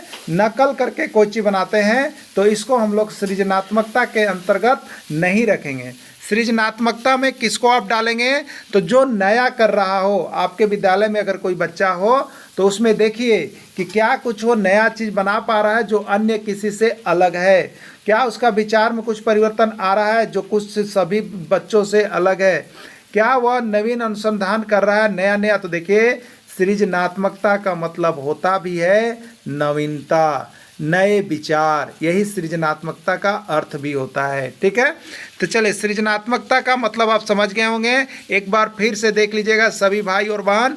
सृजनात्मकता का मतलब नवीनता होता है, और नवीनता मतलब नया नया कार्य करना होता है, नया विचार लाना होता है, नई वस्तु बनाना होता है, नवीन अनुसंधान करना रहता है। तो इसमें देखिए, इसमें सृजनात्मकता के अंतर्गत आता है। आप देख रहे होंगे, आप लोग देखे होंगे क्या, यहाँ पर जो है हम लोग रिक्शा पर चलता था आदमी, ठीक है, रिक्शा पर चलता था। अब उस रिक्शा के लिए पेंडल होते थे ना, पेंडल मारते मारते आदमी थक जाता था। लेकिन अब उसी रिक्शा को मॉड्यूलाइज कर दिया गया, नवीन दिमाग लगाया गया। क्या दिमाग लगाया गया? तो अब देखिएगा तो उसमें मोटर लगा दिया गया है। और क्या करता है, अब गाड़ी ढोने वाला, माल ढोने वाला उसी पर सामान रख के आराम से सिर्फ हैंडल को करता है, पेंडल मारना ही नहीं पड़ता है। ये क्या हुई? तो यही तो नवीनता है ना, यही विचार में तो नवीनता लाया गया, यही कुछ अलग करने के लिए सोचा गया। तो यही तो सृजनात्मकता है, यही सृजनात्मकता है, ठीक है। पहले तो पैदल चलते थे, पैदल यहाँ से कोसों दूर लोग सफ़र करते थे पढ़ने लिखने जाने के लिए। अब देखिए नया चीज़ आ गया, साइकिल आ गया।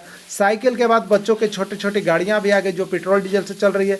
ये सब क्या हो रहा है? तो ये सब नवीनता लाया जा रहा है अभियंता के द्वारा, इंजीनियर के द्वारा। तो यही तो नवीन विचार है। नवीन विचार के बच्चे जो नए नए चीज़ों का सृजन करते हैं वो सभी सृजनात्मकता है, ठीक है। यानी जो नया नया विचार ला करके आपकी सुख सुविधा में जो चार चांद लगा रहा है वो सृजनात्मकता है, ठीक है। चलिए आगे देखते हैं। पूर्व की वस्तु, पूर्व यानी पहले की वस्तु, विचार, ज्ञान, कार्य आदि को पुनः व्यवस्थित कर नया रूप प्रदान करना ही सृजनात्मकता है, ठीक है। पहले की जितनी वस्तु थी उसको हटा करके नया वस्तु का प्रयोग कर देना सृजनात्मकता है, ठीक है। आप देखिए अभी न्यू वस्तु के रूप में एक हम यहाँ पर उदाहरण देते हैं। आप मोबाइल को देख लीजिए। मोबाइल क्या किया, कितने चीज़ों को खाया, कितने चीज़ों को खाया है, ठीक है। अब वो सभी चीज़ क्या हो गए, पूर्व पूर्व की चीज़ें समाप्त हो गई और नया चीज़ सबके हाथों में आ गया। ये सृजनात्मकता है, ठीक है। अब कोई भी माने 1% आदमी भी देखिएगा तो वॉकमैन जो कान में लगा के सुनते थे वो नहीं रखता है, अब मोबाइल से ही सुन रहा है। घड़ी देखिएगा इसकी संख्या भी बहुत कम हो गई है, टॉर्च की संख्या भी बहुत कम हो गई। सारा चीज़ देखिए ये नवीनता एक ही चीज़ में ला दिया गया, एक ही चीज़ में सारी चीज़ को समाहित कर दिया गया। ये एक नया सृजन था, एक नया उपज था दिमाग का, तो यही है सृजनात्मकता, ठीक है। चलिए एक चीज़ याद रखिएगा, सृजनात्मकता का मतलब होता है मौलिक प्लस उपयोगिता। प्रश्न पूछता है कि मौलिकता और उपयोगिता को मिलाकर कौन सा रूप का निर्माण होता है। तो जो चीज़ें मौलिक है, जो फंडामेंटल है, और उसका अगर उपयोग हम कर देते हैं नया चीज़ बना करके, तो वही सृजनात्मकता होता है, ठीक है। कोई मौलिक वस्तु है, मौलिकता वस्तु है जिसका उपयोग नहीं हो रहा है, लेकिन उसको उपयोगिता दे दें, उसको उपयोगिता के रूप बना दें, तो वो हो गया सृजनात्मकता, ठीक है। अब देखिएगा नीचे, तो मौलिकता प्लस उपयोगिता को मिलाकर प्रश्न देखिए क्या पूछा गया था। सभी भाई बहन जुड़ जाइए और आप लोग अपने साथ कम से कम 5 भाई बहन को आज से लाने का शपथ ले लीजिए, ठीक है। सभी का यहाँ से भला होने वाले है, बहुत ही कम राशि में आपको सारा सब्जेक्ट इसी तरह से हम बता रहे हैं, ठीक है। चाहे वो थ्योरी हो चाहे ऑब्जेक्टिव हो, सारा कुछ आपको यहाँ से मिल जाएगा। आप सभी यहाँ से जुड़ करके तैयारी कीजिए, बहुत ही चीप रेट में आपको सारा कुछ मिल रहा है। तो जल्दी जल्दी जुड़िएगा, जल्दी जल्दी लोगों को जोड़िएगा भी, ठीक है। सृजनात्मकता का अर्थ होता है नवीन। देखिए सृजनात्मकता का अर्थ यहाँ पर लिखा हुआ नवीन है, और मौलिकता मुख्यतः नवीनता से संबंधित होती है। मौलिकता कब आती है, जब उसमें नवीनता आती है, तभी वह मौलिक चीज़ों को आगे बढ़ा सकता है, ठीक है। तो मौलिकता किससे संबंधित है, नवीनता से संबंधित है। आइए देखिए, सृजनात्मकता के बारे में प्रमुख कथन किसने किसने क्या दिया, याद कर लीजिएगा। ये कथन यहाँ से हर बार निकल के आपको, चाहे वो जेटेट एग्जाम हो, चाहे यूपी टेट एग्जाम हो, चाहे एमपी टेट एग्जाम हो, सभी में निकल के आया हुआ है, ठीक है। देखिए क्रो एंड क्रो के अनुसार वैज्ञानिक कौन हुए, क्रो एंड क्रो के अनुसार क्या है, सृजनात्मकता मौलिक परिणामों को व्यक्त करने की मानसिक प्रक्रिया है। आपसे प्रश्न पूछेगा कि सृजनात्मकता मौलिक परिणामों को व्यक्त करने की मानसिक प्रक्रिया है, यह कथन किसका है, यह कथन किसका है, ठीक है। तो देखिए याद रखिएगा, मानसिक प्रक्रिया जहां आ गया, मानसिक प्रक्रिया, सृजनात्मकता के साथ मानसिक प्रक्रिया अगर लग गया है तो वो क्रो एंड क्रो के अनुसार होगा। चलिए देखते हैं इसको कैसे दिमाग में लाते हैं हम लोग, ठीक है। एक थोड़ी सी एक ट्रिक हम देते हैं आपको, जिससे आपके दिमाग में आ जाएगा, ठीक है। देखिए आप जो है आंगन में बैठे हुए, आप आंगन में बैठे हुए, मान लीजिए आप आंगन में बैठे हुए हैं और 2 कौवे, देखिए क्रो एंड क्रो, क्रो माने यहाँ पर कौवा, याद रखिएगा।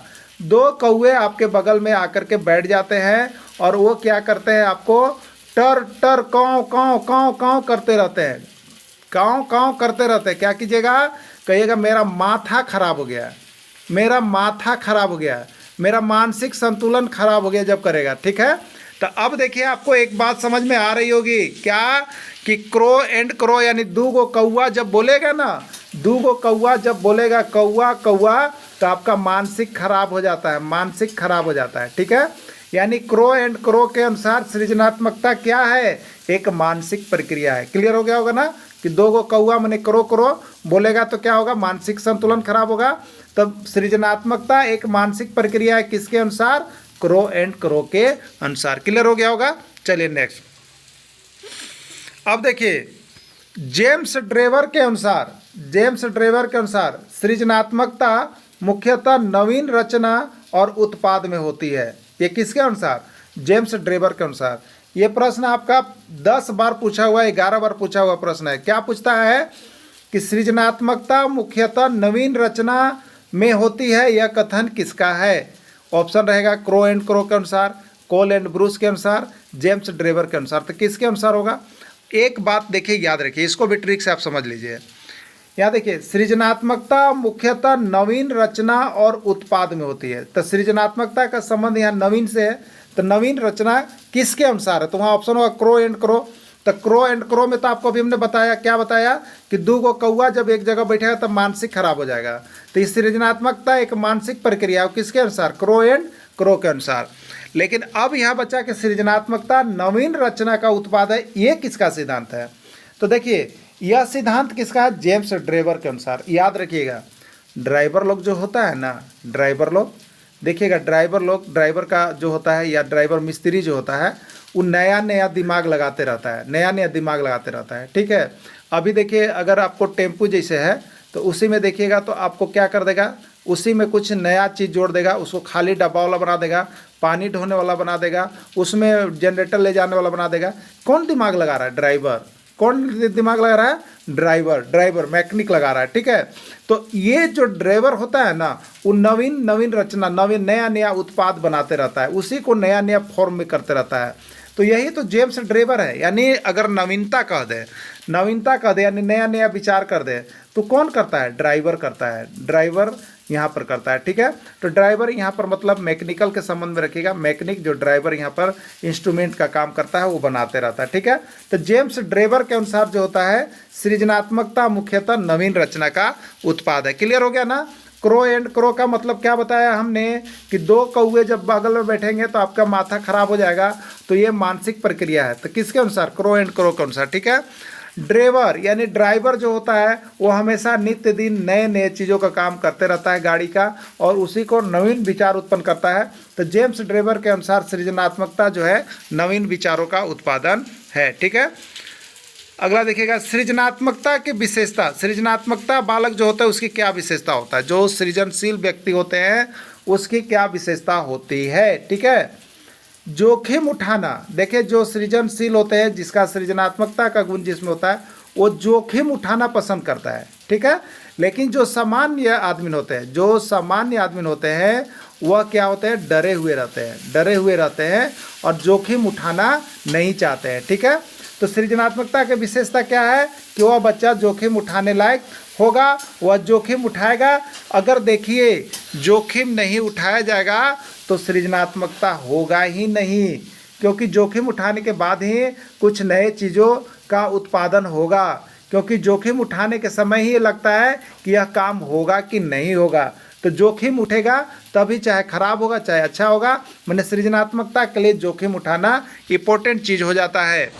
अगला कठिन कार्य को करना, यानी जो सृजनात्मकता बच्चे होते हैं वो कठिन कार्य को करने के लिए हाँ कहते हैं, हर समय तत्पर रहते हैं कि मैं इस काम को करूँगा। तो सृजनात्मकता के द्वारा बच्चों में क्या होता है? कठिन कार्य करने का अवसर होता है, कठिन कार्य बच्चा करने में सामर्थ होता है। जब तक कठिन परिश्रम नहीं होगा ना तब तक कुछ नया चीज़ को सृजन नहीं होगा। देखिए आप देखते होंगे इसरो के वैज्ञानिक जो वैज्ञानिक बनते हैं उनको रात दिन का पता नहीं होता है। अगर नहीं जानते तो आप जान जाइए, रात दिन का पता नहीं होता है। ठीक है, कि अभी रात हो रहा है कि दिन हो रहा है। एक इन्वेंशन पर वो लग गए तो 12 महीना तक उनको किसी की याद भी नहीं रहती है, आपको बता देते हैं ना। तो ये होता है एक कठिन परिश्रम, कितने देर जग रहे हैं, पढ़ रहे हैं, उस पर अनुसंधान कर रहे हैं, तब जा करके एक नया चीज़ सरकार को देखने को मिलती है, लॉन्च करने को मिलती है। ठीक है, तो ये जो सृजनात्मक बालक होते हैं वो कठिन कार्य करने के लिए सामर्थ होते हैं। अगला है सदैव अग्रशील रहना। जो सृजनशील बालक हैं वो किसी काम के प्रति सदा अग्रशील रहते हैं, सदा आगे बढ़ चढ़ के काम में सदा आगे रहते हुए काम करना चाहते हैं, तो सदैव अग्रशील रहना चाहते हैं। ठीक है, अगला है अन्य कार्यों के प्रति जागरूक। वे बच्चे जो होते हैं अन्य सभी कार्यों के प्रति भी जागरूक होते हैं। ये सब जो होता है आपको सृजनात्मकता बच्चे का पहचान है, क्रिएटिविटी बच्चों का पहचान है। एक बातें और देख लीजिएगा आप सभी को, क्या यहाँ पर कह रहा देखिएगा, सृजनशील बालक जरूरी नहीं कि प्रतिभाशाली हो। ये जरूरी नहीं कि सृजनशील जो बालक है वो प्रतिभाशाली होगा ही होगा, और प्रतिभाशाली बालक हो सकता है कि सृजनशील हो, लेकिन सभी नहीं। ठीक है, प्रश्न पूछता है कि सृजनशील बालक जरूरी है कि प्रतिभाशाली होगा, तो ये नहीं आंसर देना। ये जरूरी नहीं है कि सृजनशील बालक प्रतिभाशाली ही होगा, ऐसा जरूरी नहीं है। और प्रतिभाशाली बालक क्या सृजनशील सब हो सकते हैं? तो प्रतिभाशाली बालक सभी सृजनशील भी नहीं हो सकते हैं। ठीक है, चलिए अब देखिएगा, प्रश्न है सृजनात्मकता की प्रकृति कैसी होती है? सृजनात्मकता की प्रकृति कैसी होती है? जन्मजात होती है, अर्जित होती है, या दोनों होती है? ठीक है, तो सृजनात्मकता देखिए कुछ जन्म से ही मिलता है और कुछ अर्जित भी किया जाता है। ठीक है, जन्म से ही कुछ सृजनशील बालक होते हैं, लेकिन उसको फिर पर्यावरण में आकर के, समाज में आकर के उसको अर्जित भी करना पड़ता है। इसलिए सृजनात्मकता की प्रकृति कैसी है? तो जन्मजात और अर्जित दोनों है, जन्मजात और अर्जित दोनों है। ठीक है, अगला देखिएगा, सृजनात्मकता में कौन सा चिंतन है? सृजनात्मकता में कौन सा चिंतन है? आप देखिएगा, तो सृजनात्मकता में अपसारी चिंतन होता है। कौन सा चिंतन होता है? अपसारी चिंतन होता है, याद रखिएगा। सृजनात्मकता में कौन सा चिंतन होता है? अपसारी चिंतन होता है। हम केवल देखिए वैसे प्रश्नों और वैसे थ्योरेटिकल को आपको करवा दे रहे हैं जो आपके एग्जाम में आ सकते हैं और बहुत से एग्जाम में आए हुए हैं एग्जाम में आए हुए हैं। तो सृजनात्मकता में कौन सा चिंतन है? अपसारी। अभी हम इसके बाद जस्ट आपको अभिसारी और अपसारी के बारे में सारी चीज़ों को बता देते हैं। ठीक है, देखिएगा, सृजनात्मकता चिंतन के प्रकार। सृजनात्मकता चिंतन के कितने प्रकार होते हैं? तो सृजनात्मकता चिंतन के दो प्रकार होते हैं। एक को कहते हैं अभिसारी चिंतन, कन्वर्जेंट थिंकिंग, और दूसरे को कहते हैं अपसारी चिंतन, डाइवर्जेंट थिंकिंग। ठीक है, कन्वर्जेंट थिंकिंग और डाइवर्जेंट थिंकिंग, ये क्या होता है? देखिए, अगर आप साइंस के विद्यार्थी रहे होंगे ना, साइंस के विद्यार्थी रहे होंगे, या 10th तक भी आप अच्छे से क्लास किए हैं, अगर विज्ञान में रुचि है, तो आप देखिए अभिसारी और अपसारी पढ़े होंगे, अभिसारी और अपसारी पढ़े होंगे। उत्तल लेंस को अभिसारी लेंस कहते हैं और अवतल लेंस को अपसारी लेंस कहते हैं ना। तो देखिए, अभिसारी कहने का मतलब क्या होता था?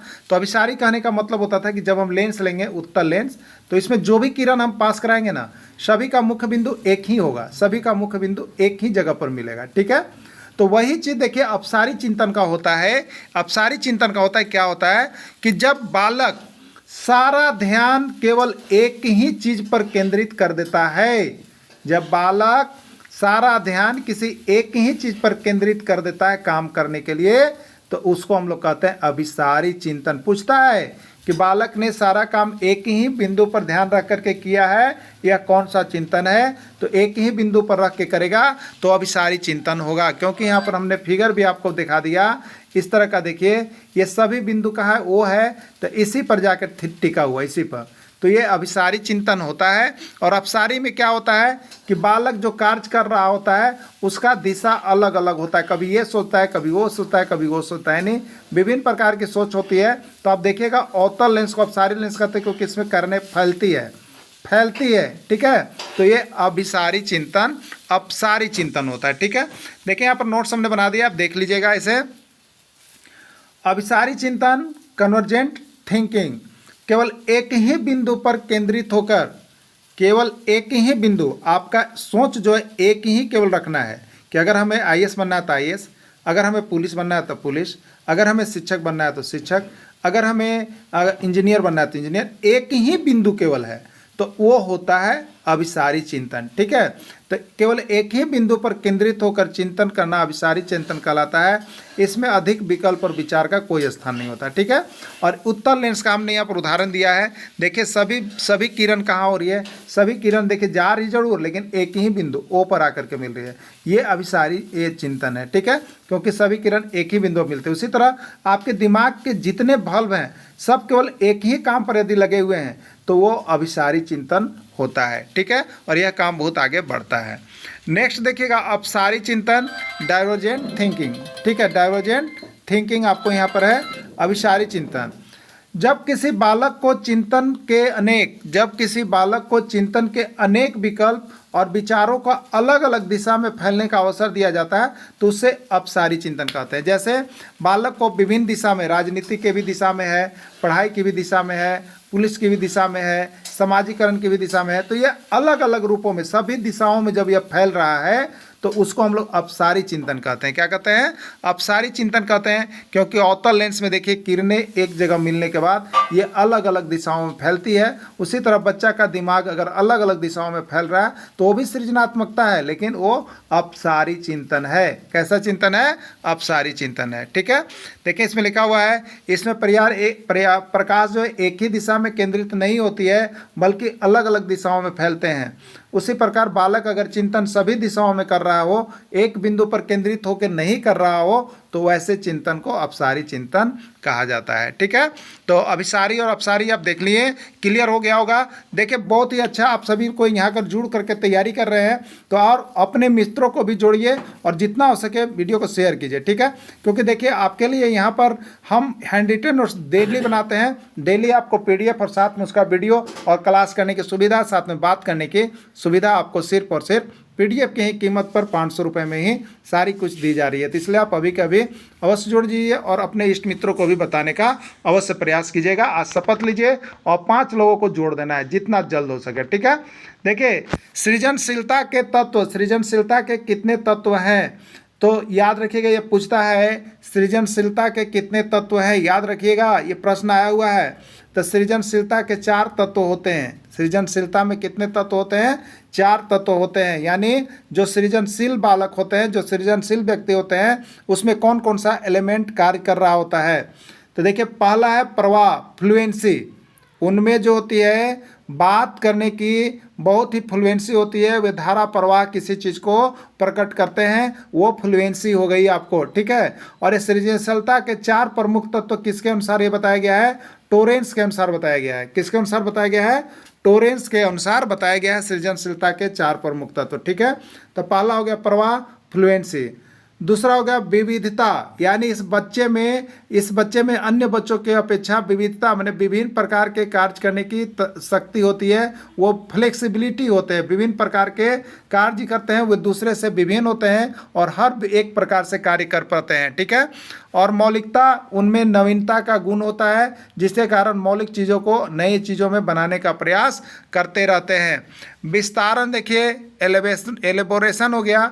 विस्तारण मतलब किसी भी चीज़ का विस्तार कर देना उनका काम होता है। छोटे से छोटे चीज़ को भी विस्तारित रूप में फैला देना विस्तारण होता है, और यह सृजनशीलता का तत्व है। तो सृजनशीलता के 4 तत्व देखिए। जीन पियाजे का किसका रहेगा?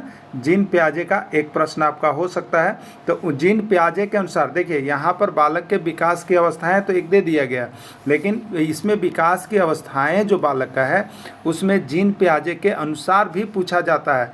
इसलिए उसमें 2 टॉपिक आपको देख के ही जाना है। एक बालक के विकास की अवस्थाएं जो शैशवावस्था, बाल्यावस्था, किशोरावस्था और प्रौढ़ावस्था जिसको आप लोग पढ़ते हैं वो हो गया, और एक यहाँ पर आप विकास की अवस्थाओं के अंतर्गत पियाजे के अनुसार संज्ञानात्मक बाल विकास की अवस्थाएं, इसको भी देख के जाइएगा। इसकी अवस्था का डेट जरूर याद रखिएगा। सिंपल में यहाँ से एक प्रश्न आपको पूछा जा सकता है। तो देखिए आपका सिलेबस ऐसे भी थोड़ा भारी कर दिया गया है, तो आप छोटे छोटे चीज़ों को नहीं पकड़िएगा तो आपको परसेंटेज पढ़ाना दिक्कत हो जाएगा। तो इसलिए हम आपके साथ हैं। अब देखिए यहाँ पर प्रॉब्लम क्या आ रही है कि नए सिलेबस के अनुसार आपको यहाँ पर देखिए बहुत से आपको मैंने पहले बताया था कि आप किताब नहीं खरीदेंगे। देखिए किताब आपने खरीदा है, ठीक है, उसमें कुछ भी ऑथेंटिक चीज़ नहीं दिया हुआ है, फिर भी आप लोगों ने यहाँ पर किताब खरीद के पढ़ रहे हैं। ठीक है, वो बिल्कुल ऑथेंटिक नहीं है। अभी न्यू सिलेबस के अनुसार ये है। अगर पुराना भी करता है तो ये चलेगा। ठीक है, ये चलेगा ही चलेगा। ये CDP में कोई समस्या आपकी नहीं होगी। ठीक है, तो आप सभी देखिए यहाँ पर जुड़ करके तैयारी करने लगिएगा। और सभी को यहाँ से हम तो बोलते हैं, हम देखिए आपको स्पेशल पढ़ाते हैं, जैसे ERT का पढ़ाते हैं, जैक का मॉडल के अनुसार पढ़ाते हैं, बाहर की कोई भी वस्तु को इसमें नहीं। इसीलिए हम क्या करते हैं, व्हाट्सएप ग्रुप से जुड़ करके आपको तैयारी करवाते हैं कि जो भी अपडेट नहीं रहेगी आपको व्हाट्सएप ग्रुप पर मिलते रहेगा, आप डेली वहाँ से तैयारी करते रहेंगे। तो आप अभी कभी कहीं भी हो तो हमारे साथ जुड़ने का प्रयास कीजिए, आपको सारी चीज़ें ऑथेंटिक चीज़ें दी जाएगी और तैयारी भी करवाई जाएगी। ठीक है, तो चलिए चलते हैं प्रश्न की ओर। पियाजे के अनुसार संज्ञानात्मक बाल विकास की कितनी अवस्था है? ठीक है, पियाजे साहब को सभी को जानते हैं, आप लोग पियाजे नाम सुने ही होंगे, क्योंकि पियाजे साहब से सभी को अवगत है। यहाँ से अगर आप सीटेट दे रहे होंगे यानी किसी राज्य का टेट दे रहे होंगे तो आपको जीन पियाजे से परिचय हुआ ही होगा, ठीक है। तो पियाजे के अनुसार बाल विकास की अवस्थाएं कितनी है, ठीक है।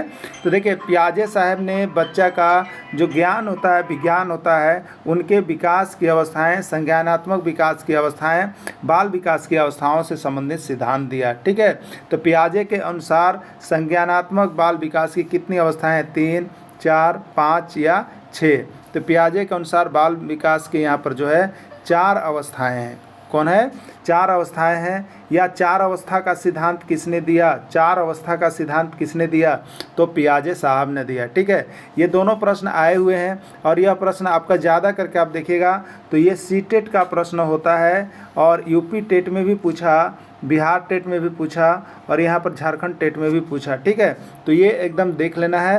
पियाजे के अनुसार संज्ञानात्मक बाल विकास की कितनी अवस्थाएं हैं? तो 4 अवस्थाएं हैं। क्लियर हो गया होगा। चलिए उस 4 अवस्था का नीचे हमने नोट्स भी आपको बना दिया है, आप सभी देख लीजिएगा, ठीक है। देखिए यहाँ पर ये 4 अवस्थाएं में कौन कौन अवस्थाएं आती है याद रखिएगा। यहाँ पर वो इसको याद मत रखिएगा, शैशवावस्था, बाल्यावस्था, किशोरावस्था और प्रौढ़ावस्था, इसको मत याद रखिएगा, ठीक है। याद किसको रखिएगा? इसको रखिएगा। ये किसके अनुसार?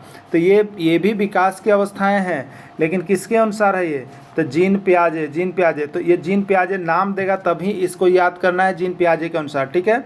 तो देखिए जीन पियाजे के अनुसार विकास की 4 अवस्थाओं में पहली जो अवस्था होता है उसको हम लोग कहते हैं संवेदी गामक अवस्था या इंद्रिय गामक अवस्था। इसमें बच्चा जो है इंद्रियो गामक में चरण करते रहता है, विचरण करते रहता है, सेंसरी मोटर स्टेज कहते हैं। और यह होता है जन्म से 2 वर्ष, यानी जन्म से 2 वर्ष तक की अवस्था में बच्चा क्या करते रहता है? तो कल्पना जगत में विचरण करते रहता है, उसको कुछ भी पता नहीं रहता है, सिर्फ वो कल्पना जगत में कुछ ख्यालों में डूबे रहता है, अपने हंसता है, अपने रोने भी लगता है। तो ये कल्पना जगत होता है, ठीक है। तो इसको हम लोग सेंसरी मोटर स्टेज कहते हैं, यानी पहली अवस्था है ये किसका? संज्ञानात्मक विकास का, जीन पियाजे के अनुसार, ठीक है। दूसरी अवस्था को हम लोग कहते हैं पूर्व संक्रियात्मक अवस्था। पूर्व संक्रियात्मक अवस्था जो होता है 2 से 7 वर्ष तक, 2 से 7 वर्ष तक, ठीक है। इसमें बच्चा क्या करने लगता है? तो चलने लगता है, अक्षर को पहचानने लगता है, देखने लगता है, बोल बत्ती जानने लगता है, कलर को पहचानने लगता है। लेकिन इसमें बच्चा जो है वजन माप इस समय डिसाइड नहीं कर पाता है, ठीक है। यानी 1 किलो अगर रुई दे दिया, 1 किलो रुई दे दिया जाए वो बहुत बड़ा दिखेगा, और 1 किलो आटा दे दिया जाए तो बच्चा पता नहीं कर पाता है कि किसका वजन कितना है और कौन ज़्यादा है कौन भारी है। ये अभी तक इसके मन में चलते रहता है, ठीक है। तो ये पूर्व संक्रियात्मक अवस्था है और इसका यहाँ पर जो होता है इससे पूछे भी जाते हैं प्रश्न। तो ये है प्री ऑपरेशनल स्टेज। क्या है? प्री ऑपरेशनल स्टेज, पूर्व संक्रियात्मक अवस्था, ठीक है। तो दूसरी अवस्था को पूर्व संक्रियात्मक अवस्था कहेंगे। तीसरी अवस्था देखिए मूर्त है। क्या है? मूर्त संक्रियात्मक अवस्था है। इसमें बच्चा मूर्त रूप से काम करने लगता है, ठीक है।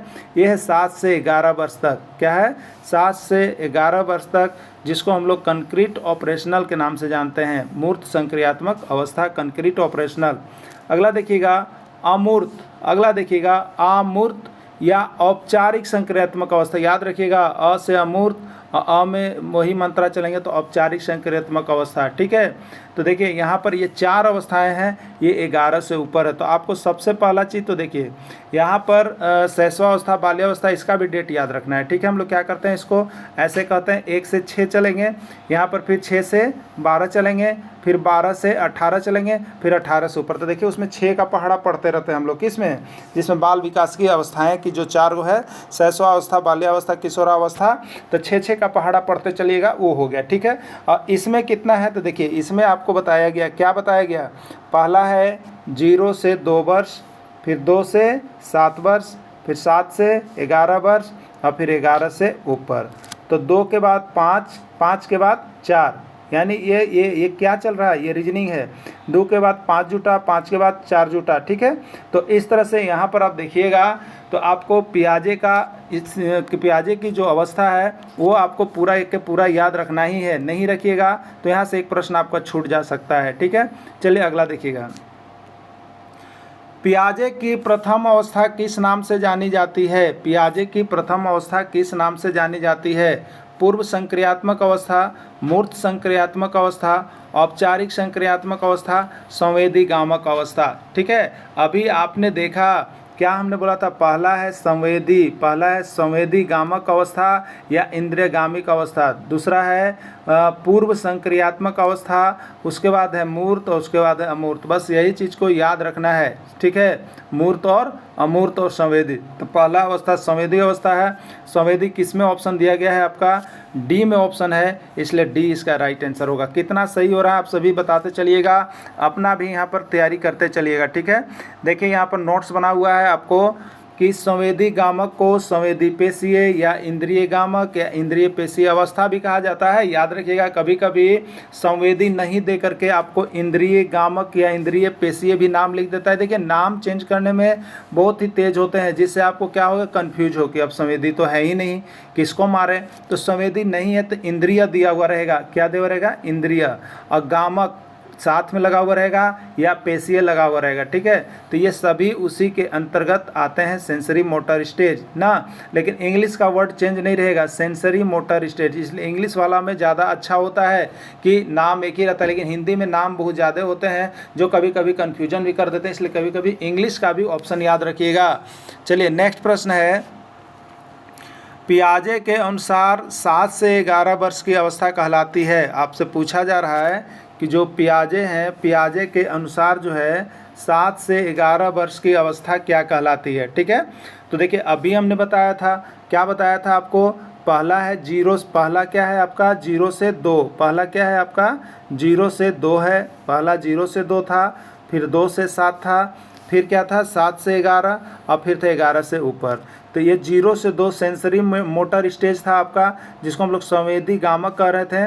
फिर 2 से 7 को हम लोग क्या कर रहे थे, पूर्व संक्रियात्मक अवस्था, और 7 से 11 को क्या कर रहे थे, मूर्त संक्रियात्मक अवस्था। ठीक है, यही था ना। तो इसमें पूछा पियाजे के अनुसार 7 से 11 क्या कहलाता है, तो 7 से 11 थर्ड अवस्था हो गया, और इसको हम लोग मूर्त संक्रियात्मक अवस्था कहते हैं। ठीक है, तो मूर्त संक्रियात्मक अवस्था किस में दिया हुआ है ऑप्शन, तो आप देखिएगा बी में दिया हुआ है, तो बी इसका राइट आंसर हो जाएगा। ठीक है, बी इसका राइट आंसर हो जाएगा। चलिए नेक्स्ट प्रश्न को देख लेते हैं। यहाँ पर देखिए नोट्स फिर से हमने यहाँ पर बना दिया, पहला संवेदी गामक 0 से 2, पूर्व संक्रियात्मक 2 से 7, मूर्त संक्रियात्मक 7 से 11 और अमूर्त संक्रियात्मक 11 से ऊपर। एकदम दिमाग बिठा लीजिए, प्रश्न ज़्यादा करके आपको इसमें यही आएगा, अवस्था पूछ देगा सिर्फ। ठीक है, और उसका डेट पूछ देगा कि कब से कब तक होता है ना। ये बार बार पूछा गया है, बार बार देखा गया, बहुत ही MBBI क्वेश्चन और सभी राज्यों में यहाँ से पूछा गया है। औपचारिक या अमूर्त संक्रियात्मक अवस्था का उम्र है, बताइएगा जल्दी से। औपचारिक या अमूर्त संक्रियात्मक अवस्था का उम्र है, जल्दी जल्दी आप लोग कमेंट कीजिए। जन्म से 24 माह, 2 से 7 वर्ष, 7 से 11 वर्ष, 11 वर्ष के बाद। जन्म से 24 माह तक का क्या कहते हैं हम लोग बताइए, तो इसको संवेदी कहते हैं, इंद्रियगामक कहते हैं। 2 से 7 वर्ष को क्या कहते हैं, पूर्व संक्रियात्मक अवस्था कहते हैं। 7 से 11 को क्या कहते हैं, मूर्त संक्रियात्मक अवस्था कहते हैं, और 11 से ऊपर वाले को ही तो अमूर्त कहते हैं ना। तो आपसे पूछा औपचारिक या अमूर्त, तो किस में आंसर जाएगा, डी में आंसर जाएगा। ठीक है, आंसर इसका हो जाएगा डी।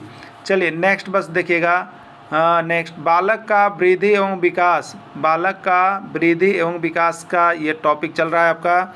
तो देखिएगा यहाँ पर बालक विकास का जीन पियाजे का सिद्धांत का आधार है।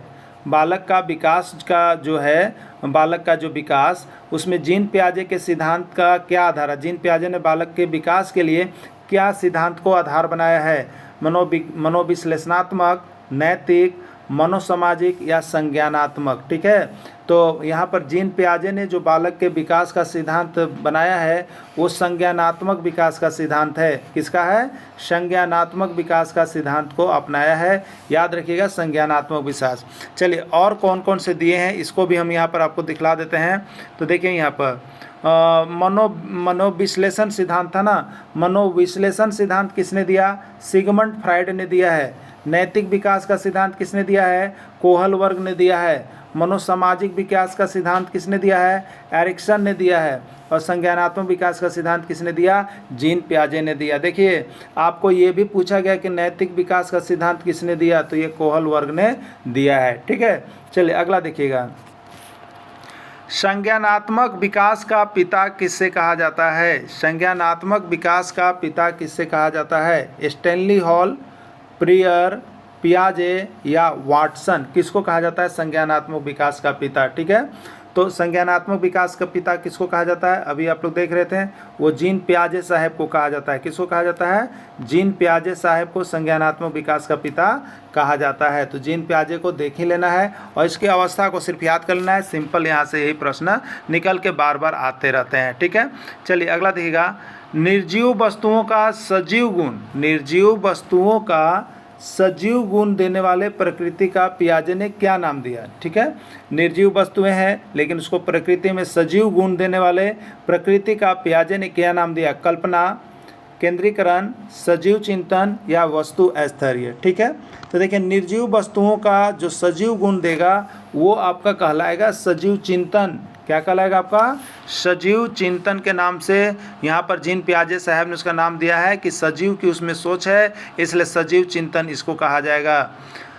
बालकों का सर्वाधिक उचित काल कौन सा होता है, जब वे विस्फोट और तनाव में होते हैं। बालकों का सर्वाधिक उचित काल कौन सा होता है, जब वे विस्फोट और तनाव में होते हैं। किशोरावस्था, बाल्यावस्था, शैशवावस्था या प्रौढ़ावस्था। ठीक है, तो देखिए यहाँ पर बालक का विस्फोटिंग काल जो होता है ये किशोरावस्था होता है। इसमें बालक जो होता है यहाँ पर सैनिक का रोल कर रहा होता है। ठीक है, इसमें वह इसमें वह जो है पूरा कल्पना जगत भरा हुआ रहता है, पूरा तार्किक चीज़ों की सोच में रहता है और जो सोचता है वैसा बनने की कल्पना कर रहा होता है। ठीक है, तो इसलिए इस समय ज़्यादा विस्फोटक होता है, उसके मन में बहुत बड़ा विस्फोट चलते रहता है कि क्या करें और क्या नहीं करें, इसकी पूरी स्थिति उसके मन में बनी हुई रहती है। इसलिए उसमें हमेशा विस्फोट और तनाव भरा हुआ रहता है उसके जिंदगी में। ये किशोरावस्था का काल कहलाता है। ठीक है, तो किशोरावस्था जो है पूरा तनाव और विस्फोट वाला अवस्था होता है बच्चा का।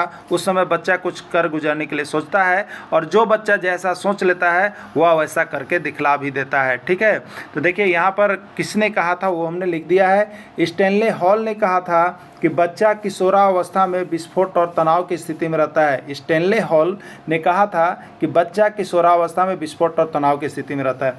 देखिए हम आपके लिए अब न्यू सिलेबस जो अभी अपडेट है उसके अनुसार भी पूरा आपको हम देने का कोशिश कर रहे हैं। ठीक है, कोशिश कर रहे हैं तो आपकी फ़ी देखिए बढ़ेगी, आपकी फ़ी देखिए बढ़ेगी अगर अच्छी तैयारी आपको चाहिए तो। अब आपकी फ़ी यहाँ पर 500 रुपये में जो आप तैयारी करते हो नहीं हो पाएगी, आपको 800 रुपये पेमेंट करने पड़ेंगे। ठीक है, क्योंकि यहाँ पर जो है आपका ये सिलेबस पूरे चेंज कर दिया गया है, जिसके लिए अब आपको यहाँ पर राशि बढ़ाई गई है। तो आप सभी जल्द से जल्द जुड़ेंगे और अच्छे अगर तैयारी करना होगा पूरे सिलेबस के अनुसार तो आप जो किताब और ये फालतू वाले जो चैनल को देख रहे हैं उसको छोड़िए और आप यहाँ आपको हैंड रिटेन नोट्स पूरे हम बना के आपको पूरे यहाँ पर जो सिलेबस का देंगे। ठीक है, चलिए देखिएगा यहाँ पर अगला प्रश्न है, पूर्व संक्रियात्मक अवस्था है, पूर्व संक्रियात्मक अवस्था है, बताइए जल्दी जल्दी बताइए। सब कुछ आपको बता दिए हैं, आप सभी कमेंट कीजिए, सभी कोई लाइव चैट में जुड़ जाइए, सभी कोई जुड़िए। देखिए बहुत लोग देख रहे हैं लेकिन लाइव चैट नहीं कर रहे, इसलिए जो भी देखे हैं वो सभी लाइव चैट में अवश्य भाग लीजिएगा। ठीक है,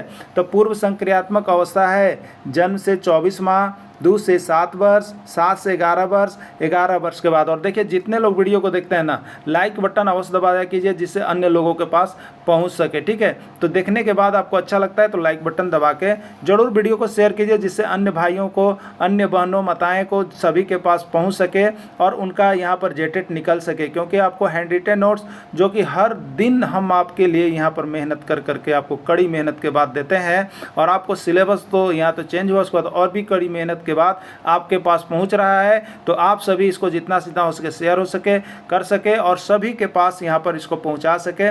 तो बहुत जल्द आप यहां से जुड़ जाइएगा। आप 1 से 5 के लिए अभी आपको 500 थे लेकिन इसको बढ़ा के 800 किया गया न्यू सिलेबस के अनुसार। अब आप यहां पर जुड़ सकते हैं 800 में, चाहे 1 से 5 की तैयारी कर रहे हैं चाहे 6 से 8 की तैयारी कर रहे हैं। तो आप जल्दी जल्दी जुड़िएगा और जल्दी जल्दी यहाँ से तैयारी करने लगिएगा। ठीक है, तो चलिए पूर्व संक्रियात्मक अवस्था है, पूर्व संक्रियात्मक अवस्था है आपको। ठीक है, जन्म से 24 माह, 2 से 7 वर्ष, 7 से 11 वर्ष, 11 वर्ष के बाद। अभी आपको देखिए बताए थे 0 से 2 वर्ष संवेदी गामक, 2 से 7 वर्ष पूर्व संक्रियात्मक अवस्था, 7 से 11 वर्ष मूर्त संक्रियात्मक अवस्था और 11 से ऊपर जो है अमूर्त संक्रियात्मक अवस्था। देखिए अब यहाँ पर आपका क्या है, ये तो प्रश्न होते जा रहा है। तो जन्म ये पूर्व संक्रियात्मक अवस्था कितना हो गया, तो 2 से 7 वर्ष हो गया। देखिए हम आपको 800 रुपये में क्या क्या दे रहे हैं, तो आपको सिर्फ क्षेत्रीय भाषा छोड़ दीजिएगा, क्षेत्रीय भाषा छोड़ के सब सब्जेक्ट का आपका दे रहे हैं, हिंदी, इंग्लिश, मैथ, GS और CDP, इतने सब्जेक्ट का इसमें आपको कवर अप करवाया जा रहा है। तो ये बहुत ही कम फी है, आप मान के चलिएगा। बहुत लोग तो यहाँ पर 68,000 रुपया ले रहे हैं। तो आप यहाँ पर जुड़ करके जो तैयारी कम वाला में कीजिएगा वो सबसे ऑथेंटिक है आपका, आप अभी के अभी जरूर जुड़िए, ठीक है। चलिए अगला देखिएगा यहाँ पर, पियाजे के अनुसार संज्ञानात्मक विकास की तृतीय अवस्था कौन से याद है? याद है अभी आपको तो जल्दी कमेंट कीजिए, देखते हैं कौन सबसे पहले कमेंट करता है। संवेदी गामक, पूर्व संक्रियात्मक, मूर्त या अमूर्त, कौन है तीसरी अवस्था? तो संवेदी गामक पहली अवस्था, पूर्व संक्रियात्मक अवस्था दूसरी अवस्था, मूर्त संक्रियात्मक अवस्था तीसरी अवस्था और अमूर्त हो गया चौथा, ठीक है। तो यहाँ पर मूर्त संक्रियात्मक अवस्था जो है वो तीसरी अवस्था है, राइट आंसर इसका C हो जाएगा। अगला है, पियाजे के अनुसार 2 से 7 वर्ष के बीच का एक बच्चा संज्ञानात्मक विकास की किस अवस्था को इंगित करता है? पियाजे के अनुसार 2 से 7 वर्ष के बीच का एक बच्चा संज्ञानात्मक विकास की किस अवस्था को इंगित करता है? पकड़िएगा, संवेदी गामक, पूर्व संक्रियात्मक, मूर्त संक्रियात्मक या अमूर्त संक्रियात्मक। जी संवेदी गामक कितना होता है याद है? 0 से 2 वर्ष। पूर्व संक्रियात्मक अवस्था कितना होता है? 2 से 7 वर्ष। मूर्त संक्रियात्मक अवस्था कितना होता है? 7 से 11 वर्ष। और अमूर्त होता है 11 से ऊपर। क्या पूछा है? 2 से 7 वर्ष की अवस्था को किस नाम से जाना जाता है? तो 2 से 7 वर्ष की अवस्था को कौन सी नाम से आप जान रहे हैं? पूर्व संक्रियात्मक अवस्था के नाम से जान रहे हैं, ठीक है। क्लियर हो गया होगा। सभी प्रश्न आपके हर एग्जाम में पूछे गए हैं पियाजे से। आपका यहाँ भी बाल विकास के वृद्धि सिद्धांत के अनुसार ये पियाजे का आपका नाम छुपा हुआ रहता है, आप सभी को देखना आवश्यक होता है। पियाजे की कौन सी अवस्था का संबंध अमूर्त एवं तार्किक चिंतन से है? अमूर्त एवं तार्किक चिंतन से है, ठीक है। तो ये आपका किशोरावस्था में होता है। तार्किक चिंतन बहुत ज़्यादा लोग लॉजिक करते हैं क्योंकि उनके लाइफ से संबंधित जुड़े हुए चीज़ें होती है, वो दुनिया और संसार को समझने लगते हैं किशोरावस्था में। इसलिए इनके साथ क्या होता है, बहुत ही ज़्यादा सोच और चिंतन की प्रवृत्ति और विस्फोट तनाव बना हुआ रहता है क्योंकि वह दुनिया को समझने लगते हैं, ठीक है। तो यहाँ पर पियाजे की कौन सा अवस्था का संबंध अमूर्त एवं तार्किक चिंतन से है? तो अमूर्त का संबंध किससे होगा? अमूर्त संक्रियात्मक अवस्था से होगा। याद रखिएगा मेरे प्यारे बंधु, अमूर्त तो अमूर्त संक्रियात्मक अवस्था, मूर्त तो मूर्त संक्रियात्मक अवस्था। क्लियर, एकदम क्लियर रखिएगा। तो ये अमूर्त हो जाएगा। क्या हो जाएगा आपका? अमूर्त हो जाएगा। पियाजे के अनुसार अनुकूलन किसके द्वारा होता है? अनुकूलन किसके द्वारा होता है पियाजे के अनुसार बताना है। आत्मसातीकरण, आत्मविवेक बल, आत्मबल या कोई नहीं, ठीक है। तो पियाजे के अनुसार जो अनुकूलन किसी का भी जो होता है वो आत्मसातीकरण, आत्मविवेक, आत्मविश्लेषण के कारण ही होता है।